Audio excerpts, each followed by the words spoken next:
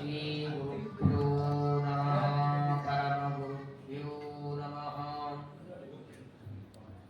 श्रीमदानंद तीर्थ भगवत्पादाचार्य गुरुभ्यो नमः सृष्टिस्थित्यप्ययेहा निहति कृषितमो बन्धमोक्षाश्च यस्मात् अस्य श्री ब्रह्म रुद्र प्रभृति सुरनरद्वीष शत्रुवात्मकस्य विष्णोर्व्यस्ता समस्ता सकलगुणनिधि सर्वदोषो व्यपेतः पूर्णानन्दाव्ययो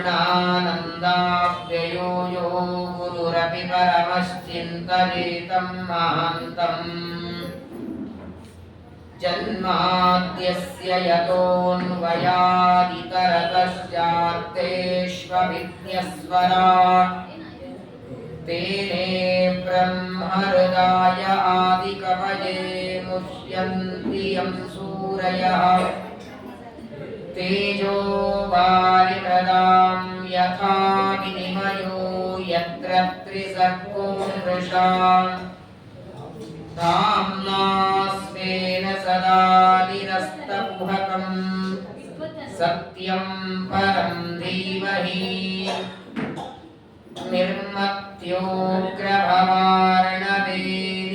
निर्मत्योग्रभवार्णवेदिजमनोभीष्टं दिशामीति यः सम्यक् ज्ञापयितुं करेण विलसन् मन्तानमन्येन च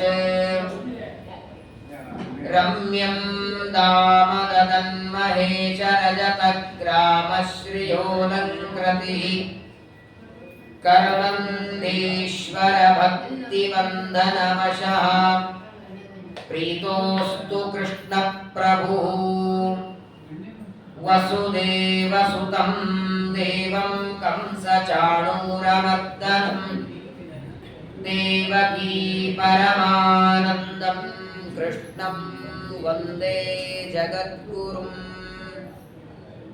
येन प्रादुरभावि भूमिवलये व्यस्तारिगो सन्ततिः प्रामोदिश्रुतिपङ्कजं करुणया प्राकाशितत्वं परम् ध्वान्तं ध्वंसमनादि साधुनिकरश्चाकारि सन्मार्जगः तेन व्यासदिवाकरेण सततं माद्याजि मे मानसम् व्याप्तिर्यस्य निजे निजेन महसा पक्षे सपक्षे स्थितिः व्यावृत्तिश्च विपक्षसोत विषये सत्तिर्न वैबाधिते नैवास्ति प्रतिपक्षयुक्तिरतुलं शुद्धं प्रमाणं समे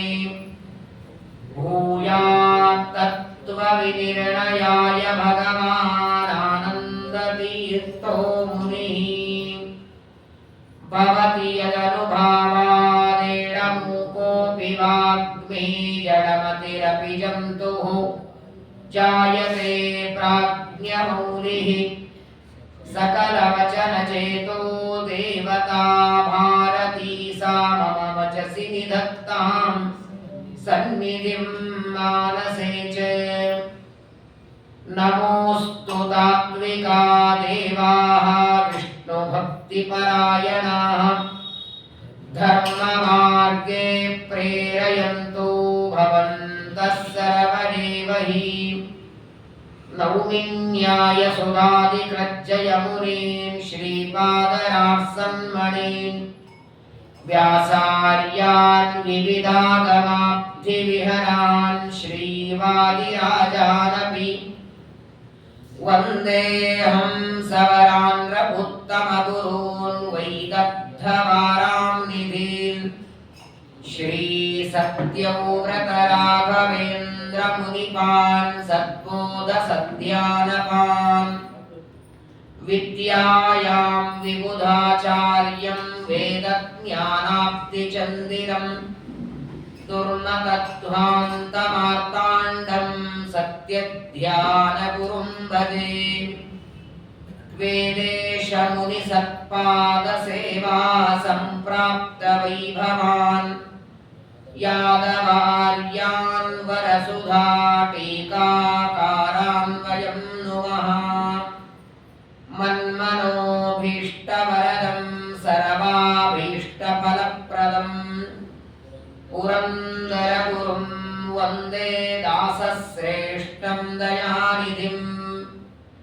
ಅಜ್ಞಾನತಿಮಿರಚ್ಛೇದಂ ಬುದ್ಧಿಸಂಪತ್ಪ್ರದಾಯಕಂ ವಿಜ್ಞಾನವಿಮಲಂ ಶಾಂತಂ ವಿಜಯಾಖ್ಯಗುರುಂ ಭಜೆ ಅಜ್ಞಾನತಿಮಿರಚ್ಛೇದಂ ಬುದ್ಧಿಸಂಪತ್ಪ್ರದಾಯಕಂ ವಿಜ್ಞಾನವಿಮಲಂ ಶಾಂತಂ ವಿಜಯಾಖ್ಯಗುರುಂ ಭಜೆ ಆಪಾದಮೌಲಿಪರ್ಯಂತಂ ಗುರುಣಾಮಾಕೃತಿಂ ಸ್ಮರೇತ್ ತೇನ ವಿಘ್ನಾಃ ಪ್ರಣಶ್ಯಂತಿ ಸಿದ್ಧ್ಯಂತಿ ಚ ಮನೋರಥಾಃ ಶ್ರೀ ಗುರುಭ್ಯೋ ನಮಃ. ಶ್ರೀ ಶುಕ ಉವಾಚ ಇತಿ ಪತ್ರಗತಂ ವಿಶ್ವಂ ವಿಮೃಶ್ಯ ಮಧುಸೂದನಃ ಸಂದೇಶಂ ರಾಜಕನ್ಯಾಯಾಃ ತಂ ಬ್ರಾಹ್ಮಣಮವೈಕ್ಷತ್ ಸ್ವಸ್ತ್ಯಸ್ತು ಸತಾಂ ಅಶೇಷ ಸನ್ಮಂಗಲಾನಿ ಭವಂತು ಶ್ಲೋಕೈಕಶ್ರವಣ ಪಠನ ಮಾತ್ರೇಣ ಕಥಾ ವಕ್ತುಶ್ಚ ಶ್ರೋತॄಣಾಂ ನಿಖಿಲ ಕಲಿಕತ ಕಲ್ಮಷಾಪನೂತನ ಪಟುತರೆ ಮೋಕ್ಷಾದ್ಯ ಕಿಲ ಪುರುಷಾರ್ಥ ಸಾಧನೀಭೂತೆ ಶ್ರೀಮದ್ಭಾಗವತೆ ಮಹಾಪುರಾಣೇ ಯತ್ಕಿಂಚಿತ್ ಪೂರ್ವೋಕ್ತ ಪ್ರಮೇಯಾನುವಾದಃ. ಹರಿ ಓಂ ಹರಿ ಓಂ ಹರಿ ಓಂ. ಶ್ರೀ ಗುರುಭ್ಯೋ ನಮಃ. ವಿಜಯದಾಸರ ಆರಾಧನೆಯ ಪವಿತ್ರ ಪರ್ವಕಾಲ ಇವತ್ತು. ಭೃಗು ಋಷಿಗಳ ಅಂಶಭೂತರಾದ ಪುರಂದರದಾಸರ ಅಚ್ಚುಮೆಚ್ಚಿನ ಶಿಷ್ಯರು, ವಿರಕ್ತ ಶಿಖಾಮಣಿಗಳು, ಅಪರೋಕ್ಷ ಜ್ಞಾನಿಗಳು. ವಿಜಯರಾಯ ಅಂತ ಸ್ಮರಣೆ ಮಾಡಿದರೆ ಸಾಕು, ಸಕಲ ಆಪತ್ತು ಭಯ ರೋಗ ದಾರಿದ್ರ್ಯವನ್ನ ಪರಿಹಾರ ಮಾಡುತ್ತಾರೆ. ವಿ ಎಂದು ನುಡಿಯಲು ವಿಷ್ಣು ದಾಸನಾಗುವರು, ಜ ಎಂದು ನುಡಿಯಲು ಜನನ ಹಾನಿ, ಯ ಎಂದು ನುಡಿಯಲು ಯಮಭಟರು ಓಡುವರು, ರಾಯ ಎಂದೆನಲು ಹರಿವಲೆದು ಪೊರೆವ. ವಿಜಯರಾಯರ ಪಾದ ನಿಜವಾಗಿ ನಂಬರು, ಅಜನ ಪಿತ ತಾನೇ ಒಲಿವ. ಯಾರಿದ್ದಾರೆ ನಮ್ಮ ಜೀವನದಲ್ಲಿ ಕೇವಲ ಸ್ಮರಣೆ ಮಾಡಿದ ಮಾತ್ರಕ್ಕೆ ಸಕಲ ಅಭೀಷ್ಟ ಕೊಡುವ ವ್ಯಕ್ತಿಗಳು ಯಾರಿಲ್ಲ. ಸ್ಮರಿಸಿ ಬದುಕಿರೋ. ಯಾವ ಗುರುಗಳ ಸ್ಮರಣೆ ಮಾಡಿ ವ್ಯಾಧಿ ಬಾರದೋ, ದೇಹ ಬಾಧೆ ತಟ್ಟದೋ, ಗ್ರಹಗಳೆಲ್ಲವೂ ಸಹಾಯ ಮಾಡ್ತವೆ. ಇಂದಿರಾಪತಿ ಇವರ ಅಂದ ವಚನವಾಣಿಗೆ ತಂದು ತೋರ್ಪನು. 27 ನಕ್ಷತ್ರ ಮಾಲಿಕಾ ಸ್ತೋತ್ರವನ್ನ ವಿಜಯದಾಸರ ಕವಚದಲ್ಲಿ ಕೇಳುತ್ತೇವೆ. ಇವತ್ತು ಎಲ್ಲ ಊರುಗಳಲ್ಲಿ ವಿಜಯದಾಸರ ಆರಾಧನೆ ನಡೀತಾ ಇದೆ. ವಿಜಯದಾಸರ ಜೀವನ, ಅವರ ಚರಿತ್ರೆ, ಅವರ ಗ್ರಂಥಗಳು, ಅವರು ಬರೆದ ಹಾಡುಗಳು ಸುಳಾದಿ ದಾಸರು ಅಂತಲೇ ಪ್ರಸಿದ್ಧ. ಅವರು ಹಾಡುಗಳನ್ನು ಬರೆಯೋದೇ ತುಂಬಾ ಕಷ್ಟ, ಸುಳಾದಿಗಳು ಬರೆಯೋದು ಇನ್ನೂ ಕಷ್ಟ. ಅತ್ಯಂತ ಕಠಿಣ ಶಬ್ದಗಳು. ದೇವನಾಗರಿ ಸಂಸ್ಕೃತ ಕನ್ನಡದಲ್ಲಿ ಬರೀಬೇಕು. ಎಷ್ಟು ಸರಳವಾಗಿ ಸುಳಾದಿಗಳನ್ನು ರಚನೆ ಮಾಡಿಕೊಟ್ಟಿದ್ದಾರೆ. ವಿಶೇಷವಾಗಿ ಇವತ್ತು ವಿಜಯದಾಸರ ಆರಾಧನೆ ಬೆಂಗಳೂರಲ್ಲೇನೆ ಸುಮಾರು 40-50 ಕಡೆಗೆ ನಡೆದಿದೆ. ಒಂದೊಂದು ಕಡೆಗೆ 100-120 ಜನ, ಕೆಲವು ಮಠಗಳಲ್ಲಿ 100 ಜನ, ಸಾವಿರಾರು ಜನ ಇವತ್ತು ತೀರ್ಥ ಪ್ರಸಾದಕ್ಕೆ ಊಟಕ್ಕೆ ಬಂದಿದ್ದಾರೆ. ಆದರೆ ವಿಜಯದಾಸರಿಗೆ ಎಷ್ಟು ಬಡತನ ಇತ್ತು, ಎಷ್ಟು ಕಷ್ಟ ಇತ್ತು. ಕೂಸಿ ಮಗ ದಾಸ ಅಂತ ಕರೀಬೇಕು. ವಿಜಯದಾಸರ ಪೂರ್ವಾಶ್ರಮದ ತಂದೆ ಸೀನಪ್ಪ ಅಂತ, ತಾಯಿ ಕೂಸಮ್ಮ. ತುಂಬ ಬಡತನ, ಬೆನ್ನ ಮೇಲೆ 2 ತಮ್ಮಂದ್ರು ಬೇರೆ. ಜೋಳದ ಗಂಜಿಯನ್ನ ಮಾಡಿ ಕುಡಿಬೇಕು. ಒಂದು ಭಕ್ರಿ ಇದ್ರೆ ಹಂಚಿಕೊಂಡು ತಿನ್ನುವ ಪ್ರಸಂಗ ಇತ್ತು. ಬೆಳಗ್ಗೆ ತಿಂದ್ರೆ ಸಾಯಂಕಾಲಕ್ಕೆ ಏನು ಅನ್ನೋ ಪ್ರಸಂಗ. ತುಂಬಾ ಬಡತನ. ಸಂಪತ್ತಿಗೆ ಬಡತನ ಇತ್ತು, ಪ್ರೀತಿಗೆ ಬಡತನ ಇರಲಿಲ್ಲ. ತಮ್ಮ ಮನೆಯಲ್ಲಿ ಅಷ್ಟು ಬಡತನ ಇದ್ರು ಯಾರು ಬಂದ್ರು ಊಟಕ್ಕೆ ಇಲ್ಲ ಅಂತಿರಲಿಲ್ಲ ಪಾಪ. ಶ್ರೀಪಾದರಾಜರು ಪ್ರತಿಷ್ಠಾಪನೆ ಮಾಡಿದ ಅಶ್ವತ್ಥ ಲಕ್ಷ್ಮೀ ನರಸಿಂಹದೇವರ ಸೇವೆ ಮಾಡಿದ್ದಕ್ಕೆ ಸೀನಪ್ಪ ನಾಯಕರಿಗೆ ದುಂದುಬಿ ನಾಮ ಸಂವತ್ಸರದಲ್ಲಿ ಹುಟ್ಟಿ ಬಂದ ದೊಡ್ಡ ರತ್ನ ನಮ್ಮ ವಿಜಯದಾಸರು. ರತುನ ದೊರಕಿತಲ್ಲ ಅಂತಾರೆ ಜಗನ್ನಾಥದಾಸರು. ವಿಜಯದಾಸರೆಂಬ ರತುನ ದೊರಕಿತಲ್ಲ, ನಿಜವಾಗಿಯೂ ರತ್ನ ಅವರು. ನಾವೇ ಊಟ ಮಾಡಿದ ಎಂಜಲದ ತಟ್ಟೆ ಎತ್ತಿ ನಾವು ಬಚ್ಚಲಿಗಿಡಲ್ಲ, ಇನ್ನೊಬ್ಬರದಲ್ಲ, ಬೇರೆಯವರದಲ್ಲ, ನಾವು ಊಟ ಮಾಡಿದ್ದೇ ಇಡಲ್ಲ. ಎಂತೆಂತ ಕೆಲಸ ಮಾಡೋ ಪ್ರಸಂಗ ಬರುತ್ತೆ. ಕೆಲವು ಬಾರಿ ಸಂಸಾರದ ಜವಾಬ್ದಾರಿ ಬೆನ್ನ ಮೇಲೆ ಬಿದ್ದರೆ ವಿದ್ಯಾಭ್ಯಾಸ ನಿಂತು ಹೋಗುತ್ತೆ. ನೀವು ನೋಡಿ, ಬೆಂಗಳೂರಲ್ಲಿ ದೊಡ್ಡ ದೊಡ್ಡ ಮಾಲ್ಗಳಲ್ಲಿ ನೋಡಿ 18-20 ವರ್ಷದ ಹುಡುಗರೆಲ್ಲ ಕೆಲಸಕ್ಕೆ ಇರ್ತಾರೆ. ಯಾಕೆ? ದುಡಿಬೇಕಲ್ಲ. ವಿದ್ಯಾಭ್ಯಾಸ ಮಾಡಿಸೋದಕ್ಕೆ ದುಡ್ಡಿಲ್ಲ ತಂದೆ ತಾಯಿಗಳ ಹತ್ರ. ತಂದೆ ತಾಯಿಗಳ ಮನೆ ಪರಿಸ್ಥಿತಿ ನೋಡಿ ಓದಬೇಕಾದ ವಯಸ್ಸಿನಲ್ಲಿ ಜವಾಬ್ದಾರಿ ಮೈ ಮೇಲೆ ಬೀಳ್ತದೆ, ವಿದ್ಯಾಭ್ಯಾಸ ಕೆಲಸ ಬಿಡುತ್ತಾರೆ, ಅಧ್ಯಯನ ಕೆಲಸಕ್ಕೆ ಬರ್ತಾರೆ. ವಿಜಯದಾಸರಿಗೂ ಹಾಗೆ ಆಗಿದ್ದು. ಅಧ್ಯಯನ ಓದಬೇಕಾದ ವಯಸ್ಸಿನೊಳಗೆ ಇಡೀ ಸಂಸಾರ ಜವಾಬ್ದಾರಿ ತಂದೆ ತಾಯಿಗಳು, ಇಬ್ಬರು ತಮ್ಮಂದರು, ಅಜ್ಜಿ ಅಜ್ಜ. ತಮ್ಮ ತಂದೆ ಒಬ್ಬರೇ ಒದ್ದಾಡ್ತಿದ್ದಾರೆ, ನಾನು ಸ್ವಲ್ಪ ಸಹಾಯ ಮಾಡೋಣ. ಏನಾಗೇನ್ ಕೆಲಸ ಇತ್ತ? ಯಾರಾದ್ರೂ ಕರೆದೇನ್ ಕೊಡೋರ? ಕೂಸಿ ಮಗ ದಾಸ ಅಂತ ಜನ ಕರಿಬೇಕಂತೆ. ಯಾರ ಮನೆಯಲ್ಲಿ ಏನಾದ್ರೂ ಕೆಲಸ ಇದ್ರೆ ದಾಸ ಅಂತ ಕರಿ ಮಾಡ್ತಾನೆ. ಎಷ್ಟು ಅವನನ್ನ ಹೇಗ್ ಬಳಸ್ಕೋತಿದ್ರು ಗೊತ್ತಾ ಜನ. ಒಬ್ಬ ವ್ಯಕ್ತಿಗೆ ಕೆಲಸ ಇಲ್ಲ ಅಂತ ಗೊತ್ತಾದ್ರೆ ಅಥವಾ ಹಣದ ಅವಶ್ಯಕತೆ ಅವರಿಗಿದೆ ಅಂತ ಗೊತ್ತಾದ್ರೆ ಎಷ್ಟು ಹೀಯಾಳಿಸಿ ಜನ ನೋಡ್ತಾರೆ ಅನ್ನೋದಕ್ಕೆ ವಿಜಯದಾಸರೇ ಸಾಕ್ಷಿ. ಕಂಡ ಕೆಲಸ. ಮನೆಯಲ್ಲಿ ಪಾತ್ರಗಳು ಬಿದ್ದರೆ ಆ ಕೂಸಿ ಮಗ ದಾಸರನ್ನು ಕರಿ ತಿಕ್ಕಿ ಹೋಗ್ತಾನೆ. 100 ರೂಪಾಯಿ ಕೊಟ್ರಾಯ್ತು ಅವನಿಗೆ, ಹೆಂಗೋ ಹಣದ ಅವಶ್ಯಕತೆ ಇದೆ. ಮನಸ್ಸಿಗೆ ಬಂದಂಗೆ ಕರಿತಿದ್ರಂತೆ. ಬರ್ತೇನೋ ದಾಸ, ಮನೆ ಕೆಲಸಕ್ಕೆ ಬರ್ತೀಯಾ? ಬಟ್ಟೆ ಒಗಿಬೇಕು ಬರ್ತೀಯಾ? ಪಾತ್ರೆ ತೊಳಿಬೇಕು ಬರ್ತೀಯಾ? ಒಂದು ದಿನ ಇಲ್ಲ ಅಂತಿರಲಿಲ್ಲ. ಯಾಕೆ? ಒಂದೇ ಮಾತು, ತಂದೆ ತಾಯಿಗಳ ಜವಾಬ್ದಾರಿ, ತಮ್ಮಂದರ ಜವಾಬ್ದಾರಿ. ಪಟ್ಟ ಕಷ್ಟ ಅಷ್ಟಿಷ್ಟಲ್ಲ. ಏನೋ 14 ವರ್ಷ ಆಯಿತು, ಉಪನಯನ ಆಯಿತು. ಒಂದು ದಿನ ವಿಜಯದಾಸರ ಪೂರ್ವಾಶ್ರಮ ಅರ್ಥಾತ್ ದಾಸರಾಗೋದಕ್ಕೆ ಮೊದಲು ಅವರ ಸೋದರ ಮಾಮ ರಾಘವೇಂದ್ರ ರಾಯ ಮದುವೆ ಮಾಡ್ತಿದ್ದ. ಮದುವೆ ಅಂತ ಗೊತ್ತಾಗಿ 2 ದಿನ ಮೊದಲೇ ಬಂದಿದ್ದಾರೆ. ಆಮಂತ್ರಣ ಇಲ್ಲ, ಯಾರು ಕರೆದಿಲ್ಲ. ತಂಗಿಗೆ ತವ್ರ ಮೇಲೆ ಅಭಿಮಾನ, ಅಣ್ಣನ ಮಗನ ಮದುವೆ ಇದೆ, ಹೇಳದೆ ಕೇಳದೆ ಮಕ್ಕಳನ್ನು ಕರ್ಕೊಂಡು ಬಂದ್ಬಿಟ್ಟಿದ್ದಾರೆ. ಒಂದು ವಾರ ಆದ್ರೂ ಮಕ್ಕಳಿಗೆ ಒಳ್ಳೆ ಊಟ ಸಿಗತ್ತೆ ಅಂತ ತಾಯಿಗೆ ಪರದಾಟ. ಪಾಪ ಹೆತ್ತ ಕರಳು ಎಲ್ಲಿ ಹೋಗುತ್ತೆ ಹೇಳಿ. ರಾಘವೇಂದ್ರ ರಾಯ ನೋಡ್ದ, ಬಂದ್ರ ಇವ್ರನ್ನ ಕಂಡ್ರೆ ಆಗ್ಬಿಡ್ತಿರ್ಲಿಲ್ಲ. ತಂಗಿ ಬಡವಳು ಅಂತ ಹೇಳಿ ತುಂಬಾ ಹೀಯಾಳಿಸ್ತಿದ್ದ. ಈ ದಾಸಪ್ಪ ಬಂದ್ರೆ ರಾಘವೇಂದ್ರ ರಾಯ ಸೋದರ ಮಾಮ, ಚೆನ್ನಾಗಾಯ್ತಪ್ಪ ನೀ ಬಂದದ್ದು ಒಳ್ಳೇದಾಯ್ತು, ಇಷ್ಟೆಲ್ಲ ಜನರಿಗೆ ನಿತ್ಯ ಭಾವಿಯಿಂದ ನೀರು ಸೇರಬೇಕು. ಹಾಗೆ ನಳ ಇಲ್ಲ, ಏನಿಲ್ಲ. ಅಡಿಗೆಗೆ, ಸ್ನಾನಕ್ಕೆ, ಎಲ್ಲದಕ್ಕೂ ನೀರು ಬೇಕು. ಪ್ರತಿನಿತ್ಯ 200 ಕೊಡ ನೀರು ಸೇವಿಸ್ತಿದ್ರಂತೆ ಇವರಿಂದ. ಹೇಗೋ ಬಂದಿದ್ದಾನೆ ಪುಕ್ಸಟಿ, ಇನ್ನೊಬ್ಬರಿಗೆ ಯಾರಿಗೆ ಕಟ್ಟ ದುಡ್ಡು ಕೊಡ್ಬೇಕಲ್ಲ. ಪ್ರತಿನಿತ್ಯ ನೀರು ಸೇದಿ ಕೈಯೆಲ್ಲ ಬೊಬ್ಬೆ ಬಂದು ಹೋಗಿದ್ದು. ಸತತವಾಗಿ ಮದುವೆ ಮನೆಯಲ್ಲಿ ದುಡಿತಾರೆ. ಕೊನೆ ದಿನ ಇನ್ನೇನು ಬೀಗ ಊಟಕ್ಕೆ ಎಲೆ ಹಾಕಿದ್ದಾರೆ. ತುಂಬಾ ಸುಸ್ತಾಗಿದೆ. 2 ದಿನ ನೀರು ಸೇರಿ ದೂರದಲ್ಲಿ ಪಂಕ್ತಿಯಲ್ಲಿ ಕೂತ್ಕೊಂಡಿದ್ದಾರೆ. ಏನೋ 1-2 ತುತ್ತು ತಿಂದು ಹೋಗೋಣ ಅಂತ. ಇನ್ನೇನು ಬ್ರಾಹ್ಮಣರು ಕೂತಿದ್ದಾರೆ, ಎಲೆ ಕೊಟ್ಟು ಗಂಧಾಕ್ಷತೆ ಕೊಡಬೇಕು. ಇಷ್ಟೇ ಗಂಧ ಅವರ ಅರ್ಚಕರು ತೆಗೆದಿಟ್ಬಿಟ್ಟಿದ್ದಾರೆ. ರಾಘವೇಂದ್ರ ಅಂತಾರೆ, ಊಟ ಕೂತರು 120 ಜನ, ಏನ್ ಗಂಧ ಸಾರತ್ತೆ ಇಲ್ಲ, ನನಗೆ ಗದಗಿಲಿಕ್ಕೆ ಆಗ್ಲಿಲ್ಲ. ನೋಡಿ, ನಿಮ್ಮ ಊಟ ಕೂತರಲ್ಲಿ ಯಾರಾದ್ರೂ ಇದ್ರೆ ಸ್ವಲ್ಪ ಗಂಧ ತರಿಸಿ. ಬಂದ್ರು ಮತ್ತೆ ಹೊರಗೆ, ಏನ ಯಾ ಬೀಗರು ಊಟ ಕೂತಿದ್ಯಾ, ಮಗನ ಮಾವನ ಮನೆ ಅಂದ್ರೆ ಹೇಳು ಅಂತ ಹಿಡಿದು ಎಬ್ಬಿಸ್ತಾರೆ. ಎಲೆ ಹಾಕದಿದ್ದರೆ ಎಲೆ ಮೇಲೆ ಕೂತವರನ್ನು ಎಬ್ಬಿಸಿದರೆ ಅದರಷ್ಟು ಅವಮಾನ ಇನ್ನೊಂದಿಲ್ಲ. ತೆಗಿತಾರೆ, ಗಂಧ ತೆಗಿಬೇಕು, ಕೊಡಬೇಕು. ಊಟ ಆಗ್ತಿದೆ, ಪಂಕ್ತಿಗಳ ಮೇಲೆ ಪಂಕ್ತಿಗಳು ಮುಗಿತಿದೆ. ಸಾಯಂಕಾಲ ಸೂರ್ಯಾಸ್ತ ಆಯಿತು, ಗಂಧ ತೆಗೆಯುವ ವ್ಯಕ್ತಿಗೆ ಮಾತ್ರ ಕರೀಲಿಲ್ಲ ಯಾರು. ಕೊನೆಗೆ ಅಡಿಗೆ ಮುಗಿತು, ಪಾತ್ರೆ ತೊಳೆದಿದ್ದಾರೆ, ಹೌದು ಊಟ ಇಲ್ಲ, ತಪ್ಪಿಟ್ರು ಹೊರಗೆ.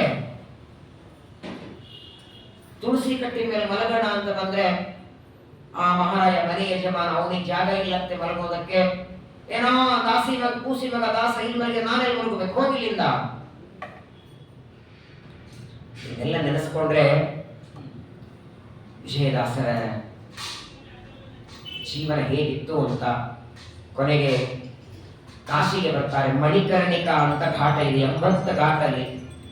ರುದ್ರದೇವರ ಕಿರೀಟದಲ್ಲಿರುವ ಒಂದು ಮಣಿ, ಪಾರ್ವತಿ ದೇವಿಯ ಕಿವಿಯಲ್ಲಿದ್ದ ಒಂದು ಕುಂಡಲ ಎಲ್ಲಿ ಬಿತ್ತು ಅದು ಮಣಿಕರ್ಣಿಕಾ ಘಾಟ ಅಂತ. ಇವತ್ತಿಗೂ ಮಣಿಕರ್ಣಿಕಾ ಘಾಟ ಹರಿಶ್ಚಂದ್ರ ಘಾಟದಲ್ಲಿ ದಹನಕ್ಕೆ ಸಂಸ್ಕಾರಕ್ಕೆ ತುಂಬಾ ಪ್ರಾಶಸ್ತ್ಯ ಇದೆ. ವಾರಣಾಸಿಯಲ್ಲಿ ಮಣಿಕರ್ಣಿಕಾ ಘಾಟಕ್ಕೆ ಬಂದಿದ್ದಾರೆ ದೇಹ ಬಿಡಬೇಕು ಅಂತ. ಬೆಳಗ್ಗೆ ನೀವೆಲ್ಲ ಕಥೆ ಕೇಳಿದ್ರೆ ನಾನು ವಿಸ್ತಾರ ಹೇಳೋದಿಲ್ಲ. ಪುರಂದರದಾಸರ ಅನುಗ್ರಹ ಆಗತ್ತೆ.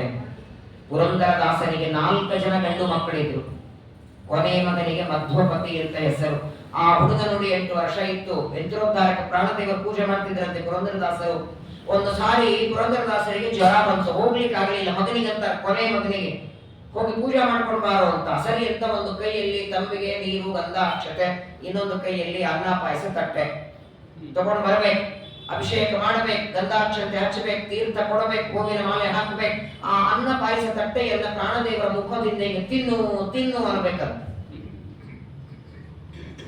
ಆಶ್ಚರ್ಯ ಅಂದ್ರೆ ಆ ಮಧ್ವಪತಿ 8 ವರ್ಷದ ಹುಡುಗ ತಿನ್ನು ಅಂದ್ರೆ ಕಲ್ಲಿನಲ್ಲಿರುವ ಯಂತ್ರೋದ್ಧಾರಕ ಪ್ರಾಣದೇವರ ಬಾಯಿ ತೆಗಿಬೇಕಂತೆ. ಊಟ ಮಾಡಿಸಿ ಬರೋ ಮನೆಗೆ.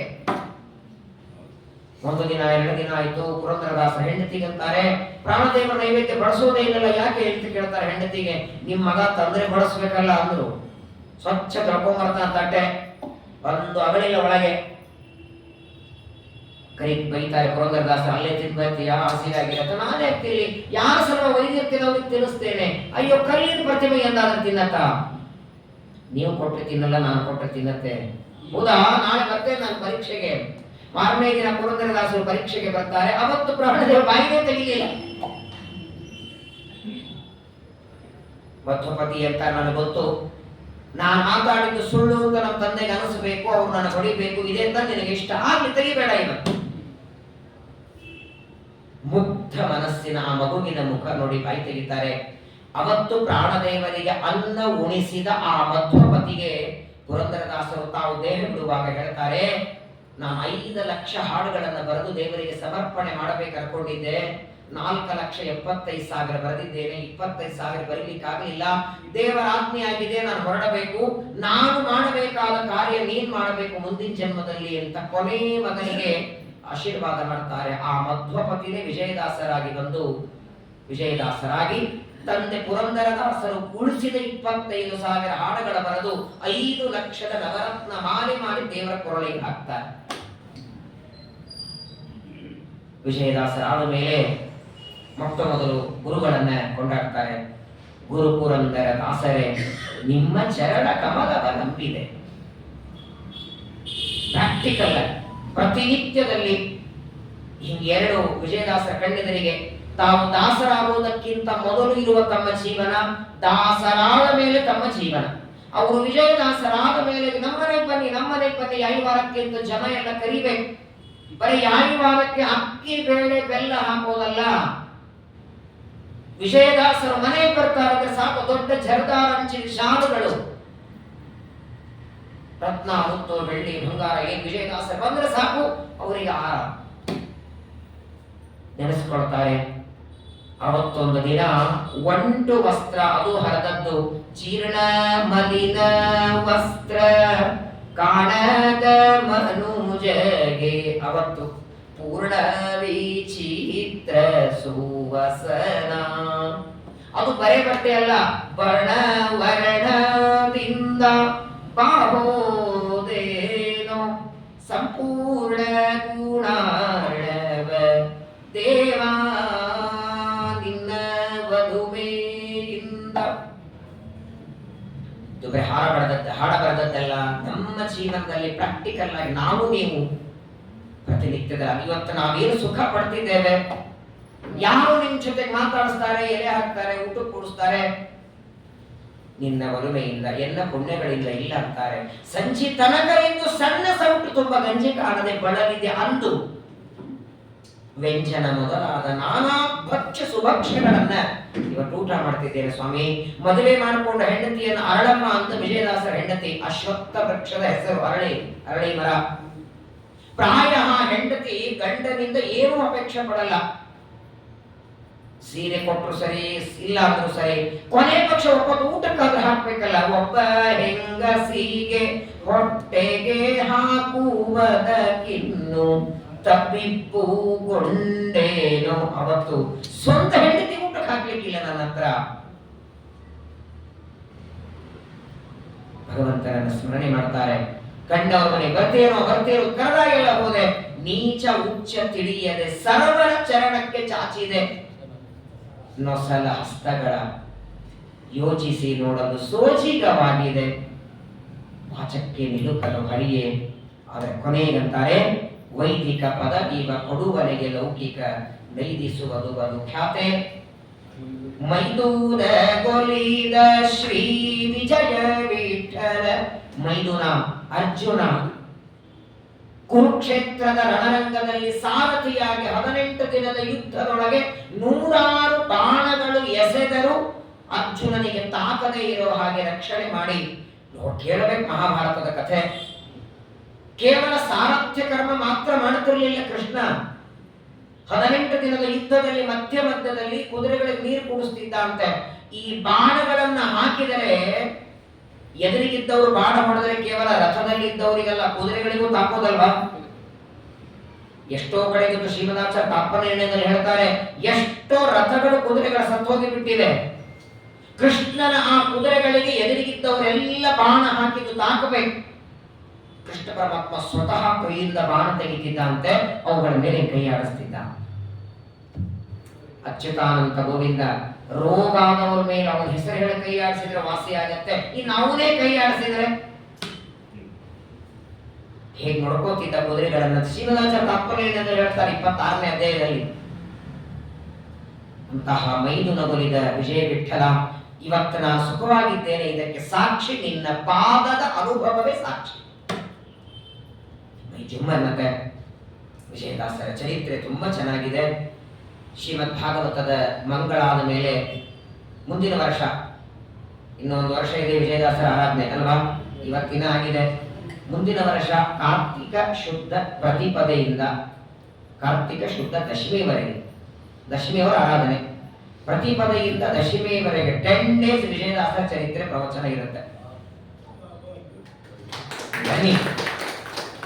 ಆರಾಧನೆ ಒಂದಿನ ಕೇಳಿ, ಅರ್ಧ ಗಂಟೆ ಕೇಳಿ, ಪ್ರವಚನಕ್ಕಿಂತ ಮೊದಲು ಕೇಳೋದು, ಪ್ರವಚನ ಆಚರಣೆ ಮುಗಿಸ್ಬಿಟ್ರೆ ನೈವೇದ್ಯ ಆಯ್ತು. ಒಂದು ವಾರ ಕೇಳಿ, ಒಂದು 10 days ಬಲಿ ಪ್ರತಿಪದ ಪ್ರಾರಂಭ ಮಾಡಿ ದಶಮಿವರೆಗೆ ವಿಜಯದಾಸರ ಚರಿತ್ರೆ, ಅವರ ಹಾಡುಗಳು, ಆ ಹಾಡಿನ ಒಂದು ಹಾಡಿನ ಅರ್ಥ, ನಿಜವಾಗಿ ನಮ್ಮ ಜೀವನದಲ್ಲಿ ವಿಜಯದಾಸರ ಕೊಟ್ಟ ಕೊಡುಗೆ ಏನು? ಅದ್ಭುತ. ನರಸಿಂಹ ಸುಳಾದಿ, ಧನ್ವಂತರಿ ಸುಳಾದಿ, ಕಪಿಲ ಸುಳಾದಿ, ದುರ್ಗಾ ಸುಳಾದಿ. ಮುಖ್ಯ ಪ್ರಾಣದೇವರನ್ನು ಕೊಂಡಾಡ್ತಾರೆ. ಪ್ರಾಣದೇವರ ಸನ್ನಿಧಾನದಲ್ಲಿದ್ದೀವಿ. ಪ್ರಾಣದೇವರನ್ನು ಒಂದೇ ಮಾತಂತ ಆ ಸುಳಾದಿ ಪೂರ್ಣ ಗೊತ್ತಿಲ್ಲ, ಕೊನೆಗಂತಾರೆ ಅನಂತ ಜನ್ಮಕ್ಕೆ ನೀನೇ ಗುರು ಎಂಬ ಜ್ಞಾನವನ್ನು ಕೊಡು ಅಂತಾರೆ. ಪರಮಾತ್ಮ ವಾಯುದೇವರನ್ನ ಬೇಡ್ತಾರೆ. ಇನ್ನು ಅನಂತ ಜನ್ಮ ಕಳೆದ್ರು ನೀನು ಗುರು, ಪರಮಾತ್ಮ ನಮ್ಮ ಸ್ವಾಮಿ. ಅಂತಹ ವಿಜಯದಾಸರ ಸುಳಾದಿಗಳ ಬಗ್ಗೆ ಯಾವುದಾದರೂ ಒಂದು ಸುಳಾದಿ ಅಥವಾ ಈ ಪ್ರಸಿದ್ಧವಾದ ಧನ್ವಂತರಿ ಸುಳಾದಿ, ನರಸಿಂಹ ಸುಳಾದಿ, ಈ ಸುಳಾದಿಗಳನ್ನ ಒಂದೆರಡು ದಿನ ಅವರ ಆರಾಧನೆ ಸಂದರ್ಭದಲ್ಲಿ ಮತ್ತೆ ಶ್ರವಣ ಮಾಡೋಣ. ಮುಂದಿನ ವರ್ಷ ಹೀಗೆ ಹೇಳಿಬಿಟ್ಟಿರ್ತೇನೆ. ವಿಜಯದಾಸರೇ ಪ್ರೇರಣೆ ಮಾಡಿ ಅವರೇ. ಯಾಕಂದ್ರೆ ಸಾಮಾನ್ಯವಾಗಿ ಹಾಗಾಗತ್ತೆ. ಬರೋದೇ 10:30 11ಕ್ಕೆ ಆಚಾರ ಬರ್ತಾರೆ, 11:30ಗೆ ಐವಾರ ಆಗುತ್ತೆ, 12 ಗಂಟೆಗೆ ಎಲೆ ಹಾಕ್ಬೇಕು, ಹೋಗೋರ್ ಪರಿಸ್ಥಿತಿ. ಅವರು ಏನು ಪಡ ಅಂತಾರೆ, ಇವ್ರನ್ನ ಹಾಕಂತಾರೆ. ವಿಜಯದಾಸರ ಹಂಗೆ ಮಾಡಿದ್ರೆ ಇನ್ನು ಅಷ್ಟಕ್ಕೆ ಸಾರುವುದಿಲ್ಲ. ದೊಡ್ಡವರ ಚರಿತ್ರೆ ಒಂದು ಬಾರಿಯಾದರೂ 10 ದಿನ ಕೂತು ಕೇಳಬೇಕಾದದ್ದು. ಅವರ ದೀಕ್ಷಾ ಯಾತ್ರೆ ಹೇಗೆ ಮಾಡ್ತಿದ್ರು ವಿಜಯದಾಸರು? ಉಡುಪಿಗೆ ಹೋಗಿದ್ದಾರೆ, ಶ್ರೀರಂಗಕ್ಕೆ ಹೋಗಿದ್ದಾರೆ, ತಿರುಪತಿ ಬಂದಿದ್ದಾರೆ. ಯಾತ್ರೆ ಹೇಗೆ ಮಾಡಬೇಕು, ದೇವರ ದರ್ಶನ ಹೇಗೆ ಮಾಡಬೇಕು? ನಿನ್ನ ದರ್ಶನಕ್ಕೆ ಬಂದವನಲ್ಲವೋ ಪುಣ್ಯವಂತರ ದಿವ್ಯ ಚರಣ ನೋಡಲು ಬಂದೆ. ನಿಜವಾಗಿಯೂ ವಿಜಯದಾಸರ ಚರಿತ್ರೆ ಅದ್ಭುತವಾದದ್ದು. ಅಂತಹ ವಿಜಯದಾಸರ ಪಾದಗಳಲ್ಲಿ ಅನಂತ ಅನಂತ ನಮಸ್ಕಾರ ಮಾಡಿ ಶುದ್ಧವಾದ ಜ್ಞಾನ ಪರಮಾತ್ಮನಲ್ಲಿ ಭಕ್ತಿ ನಿರಂತರ ನಾಮಸ್ಮರಣೆ ಮಾಡುವ ಭಾಗ್ಯವನ್ನ ವಿಜಯದಾಸರು ನಮಗೆ ನಿಮಗೆ ಕರುಣಿಸಲಿ ಅಂತ ಪ್ರಾರ್ಥನೆಯನ್ನು ಮಾಡ್ತಾ ಶ್ರೀಮದ್ ಭಾಗವತದ ದಶಮ ಸ್ಕಂದದಲ್ಲಿ ರುಕ್ಮಿಣಿ ಕಲ್ಯಾಣದ ಕಥೆಯನ್ನ ಶ್ರವಣ ಮಾಡ್ತಾ ಇದ್ದೇವೆ. ಮನೋನಿಯಾಮಕರಾದ ರುದ್ರದೇವರ ಅವತಾರರು ಶುಕಾಚಾರ್ಯರು. ಎಲ್ಲ ಕಾರ್ಯಗಳಿಗೆ ಪ್ರಧಾನ ಬೇಕು ಮನಸ್ಸು, ಅದೊಂದು ಬೇಕು. ಪಾಠಕ್ಕೆ, ಪ್ರವಚನಕ್ಕೆ, ಪೂಜೆಗೆ, ಜಪ, ಯಜ್ಞ, ಪಾರಾಯಣ, ದಾನ, ತಪಸ್ಸು, ತೀರ್ಥಯಾತ್ರೆ, ಪ್ರದಕ್ಷಿಣೆ ಎಲ್ಲ ಏನೇ ಕೆಲಸ ಮಾಡಿ ಮನಸ್ಸು ಪ್ರಧಾನ ಮೊದಲು. ಬೇಕಾದಷ್ಟು ದುಡ್ಡು ನಿಮ್ಮ ಹತ್ರ ಇದೆ, ಫ್ಲೈಟಿಗೆ ಹೋಗಿ ಬರುವಷ್ಟು ದುಡ್ಡಿದ್ರು ಯಾತ್ರೆಗೆ ಬರುವ ಮನಸ್ಸು ದೇವರು ಕೊಡ್ಲಿಲ್ಲ ಅಂತ ಇಟ್ಕೊಳ್ಳಿ. ಎಲೆ ತುಂಬ ಭಕ್ಷ್ಯಭೋಜ್ಯ ಬಡಿಸಿ ಆಗಿದೆ, ಅದನ್ನ ತಿನ್ನುವಾಗ ಮನಸ್ಸು ದೇವರು ಕೊಟ್ರೆ ಊಟ ಚೆನ್ನಾಗಾಯಿತು ಅಂತೀರಿ. ಯಾವುದಕ್ಕೆ ಮನಸ್ಸಿನ ಅವಶ್ಯಕತೆ ಇಲ್ಲ ಹೇಳಿ? ಕಣ್ಣಿನಿಂದ ನೋಡೋದಕ್ಕೆ ಮನಸ್ಸು ಬೇಕು,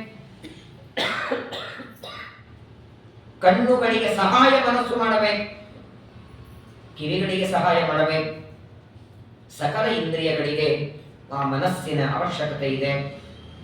ಅಂತಹ ಮನೋನಿಯಾಮಕರು ಶುಕಾಚಾರ್ಯರು ಮೊದಲು ರೇವತರಾಜನ ಮಗಳಾದ ರೇವತಿಯನ್ನ ಬಲರಾಮ ದೇವರಿಗೆ ಕೊಟ್ಟು ವಿವಾಹ ಮಾಡಿದ ಕಥೆಯನ್ನ ಹೇಳಿ, ಶ್ರೀಕೃಷ್ಣ ಪರಮಾತ್ಮ ರಾಕ್ಷಸ ವಿಧಾನದಿಂದ ಮದುವೆ ಮಾಡಿಕೊಂಡ, ನನಗೆ ಸಂದೇಹ ಬರ್ತಿದೆ ಅಂತಾನೆ ಪರೀಕ್ಷಿತ. ಜಗತ್ತಿನ ಕಲ್ಯಾಣಕ್ಕಾಗಿ ಅವತಾರ ಮಾಡಿದ ಕೃಷ್ಣ ಧರ್ಮ ರಕ್ಷಣೆಗೆ ಬಂದವ, ತಾನೇ ಧರ್ಮವನ್ನ ಮೀರಿದ್ನಲ್ಲ, ಯಾಕೆ ರಾಕ್ಷಸ ವಿಧಾನದಿಂದ ಮದುವೆ ನಡೀತು ಅಂತ ಪರೀಕ್ಷಿತರು ಕೇಳಿದ್ದಕ್ಕೆ ರುಕ್ಮಿಣಿಯ ಕಥೆಯನ್ನ ಹೇಳ್ತಾರೆ. ನಿನ್ನೆ ದಿವಸ ಕೇಳಿದ್ದೀರಿ. ಕೃಷ್ಣನನ್ನ ವಿವಾಹ ಮಾಡಿಕೊಳ್ಳುವ ಅಪೇಕ್ಷೆಯಿಂದ ಪತ್ರವನ್ನ ಬರೆದು ಬ್ರಾಹ್ಮಣನ ಮುಖಾಂತರ ವಿದರ್ಭ ದೇಶದ ಕುಂಡಿನಪುರದಿಂದ ದ್ವಾರಕಾ ಪಟ್ಟಣಕ್ಕೆ ಗುಜರಾತಿಗೆ ಪತ್ರ ಬಂದಿದೆ. ಬ್ರಾಹ್ಮಣ ಪತ್ರ ಕೊಟ್ಟಿದ್ದಾನೆ, ಕೃಷ್ಣ ಓದ್ತಾನೆ. ನಿನ್ನೆ ದಿವಸ 8 ಶ್ಲೋಕ ಇದೆ ಪತ್ರ, ಅದನ್ನು ನೀವೆಲ್ಲ ಶ್ರವಣ ಮಾಡಿದ್ದೀರಿ. ಪರಮಾತ್ಮನನ್ನ ರುಕ್ಮಿಣಿ ಪ್ರಾರ್ಥನೆ ಮಾಡ್ತಾಳೆ. ಶ್ರುತ್ವಾ ಗುಣಾನ್ ಭುವನ ಸುಂದರ ಶೃಣ್ವತಾಂ ತೇ ನಿರ್ವಿಶ್ಯ ಕರ್ಣ ವಿವರಂ ಹರತೋಂಗ ತಾಪಂ ರೂಪಂ ಪರಂ ಭುವನ ಮಂಗಲ ಮಂಗಲಂತೆ ತ್ವಯ್ಯಚ್ಯುತಾ ವಿಶತಿ ಚಿತ್ತಮಪತ್ರಪಂ ಮೇ. ಒಂದೇ ಪದ್ಯ ರುಕ್ಮಿಣಿ ಕೃಷ್ಣನಿಗೆ ಬರೆದ ಈ ಒಂದು ಪದ್ಯವನ್ನ ಒಂದು ವಾರದವರೆಗೆ ಪ್ರವಚನ ಮಾಡಬಹುದು. ಒಂದು ಮಂಗಳ ಯಾವಾಗ ಎಷ್ಟು ಚೆನ್ನಾಗಿ ನೋಡಿ. ಮೊದಲನೇ ಶಬ್ದ ಹೇ ಭುವನ ಸುಂದರ ಅಂತ ಕರೀತಾರೆ. ಕರೆದವಳು ಯಾರು? ಭುವನ ಅಂದ್ರೆ 14 ಲೋಕ. 14 ಲೋಕದೊಳಗೆ ಅತ್ಯಂತ ಸುಂದರಳು ಲಕ್ಷ್ಮಿ, ಅವಳಿಗಿಂತ ಸೌಂದರ್ಯ ಬೇರೆಯವರಿಲ್ಲ. ಇಡೀ ದೇವತಾ ಸ್ತ್ರೀಯರಲ್ಲೇನೆ ಚಲುವೆಯಾದ ಲಕ್ಷ್ಮಿ ನಾರಾಯಣನ ಭಗವಂತನನ್ನ ಪತ್ರದಲ್ಲಿ ಬರೆದದ್ದು ಭುವನ ಸುಂದರ ಎಂದು. ಪ್ರಪಂಚದೊಳಗೆ ಯಾವುದೇ ವಸ್ತು ಸುಂದರವಾಗಿದ್ರೆ ಅದಕ್ಕೆ ಸೌಂದರ್ಯ ಕೊಟ್ಟವನೇ ನೀನು, ನಿನ್ನ ಸೌಂದರ್ಯಕ್ಕೆ ಮಿಗಿಲಿಲ್ಲ ಅಂತಾಳೆ. ವಿಶ್ವದೊಳಗೆ ಪವಿತ್ರಾಣಾಂ ಪವಿತ್ರಮ್ಯೋ ಮಂಗಲಾನಾಂಚ ಮಂಗಲಂ. ಯಾವುದೇ ಒಂದು ವಸ್ತು ಪವಿತ್ರ, ಗಂಗಾ, ನೀರು, ಆಕಳು ಇವೆಲ್ಲ ಪವಿತ್ರ ವಸ್ತು ಅಂತೀವಲ್ಲ, ಅವುಗಳಿಗೆ ಪಾವಿತ್ರ ಕೊಟ್ಟವನೇ ನೀನು. ಹೇ ಪರಮಾತ್ಮ, ನಿನ್ನ ರೂಪ, ನಿನ್ನ ಗುಣ, ನಿನ್ನ ಚಾರಿತ್ರ್ಯ ದೇವತೆಗಳಿಂದಲೂ ವರ್ಣನ ಮಾಡಲಿಕ್ಕೆ ಸಾಧ್ಯವಿಲ್ಲ. ಆದರೆ ನಾರದರ ಮುಖದಿಂದ ನಿನ್ನ ಮಹಿಮೆಯನ್ನ ಶ್ರುತ್ವ ಕೇಳಿ ಕೇಳಿ ನನ್ನ ಕಿವಿಗಳು ಪವಿತ್ರವಾಗಿವೆ. ಮನಸ್ಸಿನ ತಾಪ, ಅಂಗತಾಪ, ನನ್ನ ದೇಹದ ತಾಪವೆಲ್ಲ ದೂರ ಆಗಿದೆ. ಅಲ್ಲಮ್ಮ, ಮದುವೆ ಆಗುವುದಕ್ಕೆ ಮೊದಲೇ ಪತ್ರ ಬರೆಯೋ ಸರಿನೋ ತಪ್ಪೋ? ಮದುವೆ ಆಗದಿರುವ ಕನ್ಯಾ, ಮದುವೆ ಆಗದಿರುವ ಒಬ್ಬ ಹುಡುಗರಿಗೆ ಪತ್ರ ಬರೆಯೋ ಸರಿನಾ? ಏನ್ ಆ ಕಾಲು ಈ ಕಾಲು ಯಾವ ಕಾಲಿಲ್ಲ, ಈಗಿನ ಕಾಲು ಆಗಿನ ಕಾಲು ಪ್ರಶ್ನೆ ಇಲ್ಲ. ಒಟ್ಟಾರೆ ನಾನು ಕೇಳ್ತಿರೋದು ಶಾಸ್ತ್ರೀಯವಾಗಿ. ಆಗ ಈಗಿನ ಕಾಲದಲ್ಲಿ ಪತ್ರ ಇಲ್ರಿ, ಎಲ್ಲ ಮುಗಿಸ್ಕೊಂಡೆ ಕಲ್ಯಾಣ ಮಂಟಪ ಬಂದಿರ್ತಾರೆ. ಏನು ಉಳಿದಿರುತ್ತೆ ಹೇಳಿ? ಮೊಟ್ಟ ಮೊದಲನೇದು ಎಂಗೇಜ್ಮೆಂಟ್ ಅನ್ನೋದು 16 ಸಂಸ್ಕಾರದಲ್ಲಿ ಇದೆಯಾ? ಷೋಡಶ ಸಂಸ್ಕಾರ ತಾನೆ. ಇದು 12 ಎಲ್ಲಿ ಸೇರಿಸಿದ್ರಿ? ಎಂಗೇಜ್ಮೆಂಟ್ಗೆ ಸಂಸ್ಕೃತದಲ್ಲಿ ಶಬ್ದ ಏನು? ವಾಗ್ದಾನ, ವಾಂಗ್ ನಿಶ್ಚಯ. ಅದು ಯಾವಾಗ ಹೇಳ್ತಾರೆ? ವಾಚಾ ದತ್ತಾಮಯ ಕನ್ಯಾ ಪುತ್ರಾರ್ಥಂ ಸ್ವೀಕೃತ. ನಿನ್ ಮಗನಿಗಾಗಿ ನನ್ನ ಮಗಳನ್ನು ತಗೊಂತೀವ ಅಂತಾನೆ, ನಿನ್ ಮಗಳನ್ನು ತಗೊಳ್ತೇನೆ ಅಂತ ಅವರು ಮದುವೆ ಹಿಂದಿನ ದಿನ ಮಾಡೋದದು. 6 ತಿಂಗಳು ಮೊದಲು ಮಾಡ್ತಾರೆ, ಏನು ಗ್ರ್ಯಾಂಡ್ ಆಗಿ ಮಾಡ್ತಾರೆ. ಆ ಎಂಗೇಜ್ಮೆಂಟ್ಗೂ ಮದುವೆಗೂ ಎರಡೇ ವ್ಯತ್ಯಾಸ, ಒಂದು ಅಕ್ಷತಾ ರೂಪಣೆ ಇರಲ್ಲ, ಮಂಗಲ ಬಂಧನ ಇರಲ್ಲ. ತಿನ್ನೋದು, ಉಣಿಸೋದು, ಹಾಕೋದು, ಫೋಟೋ ತೆಗೆಯೋದು, 10 ಲಕ್ಷ ಖರ್ಚು ಮಾಡಿರ್ತಾರೆ ಉಂಗ್ರ ಬದಲಾಯಿಸೋದು. ಅಷ್ಟೆಲ್ಲ ಅಂತಪ್ಪಟ ಹಿಡಿಯೋದರ ಉದ್ದೇಶ ಏನು?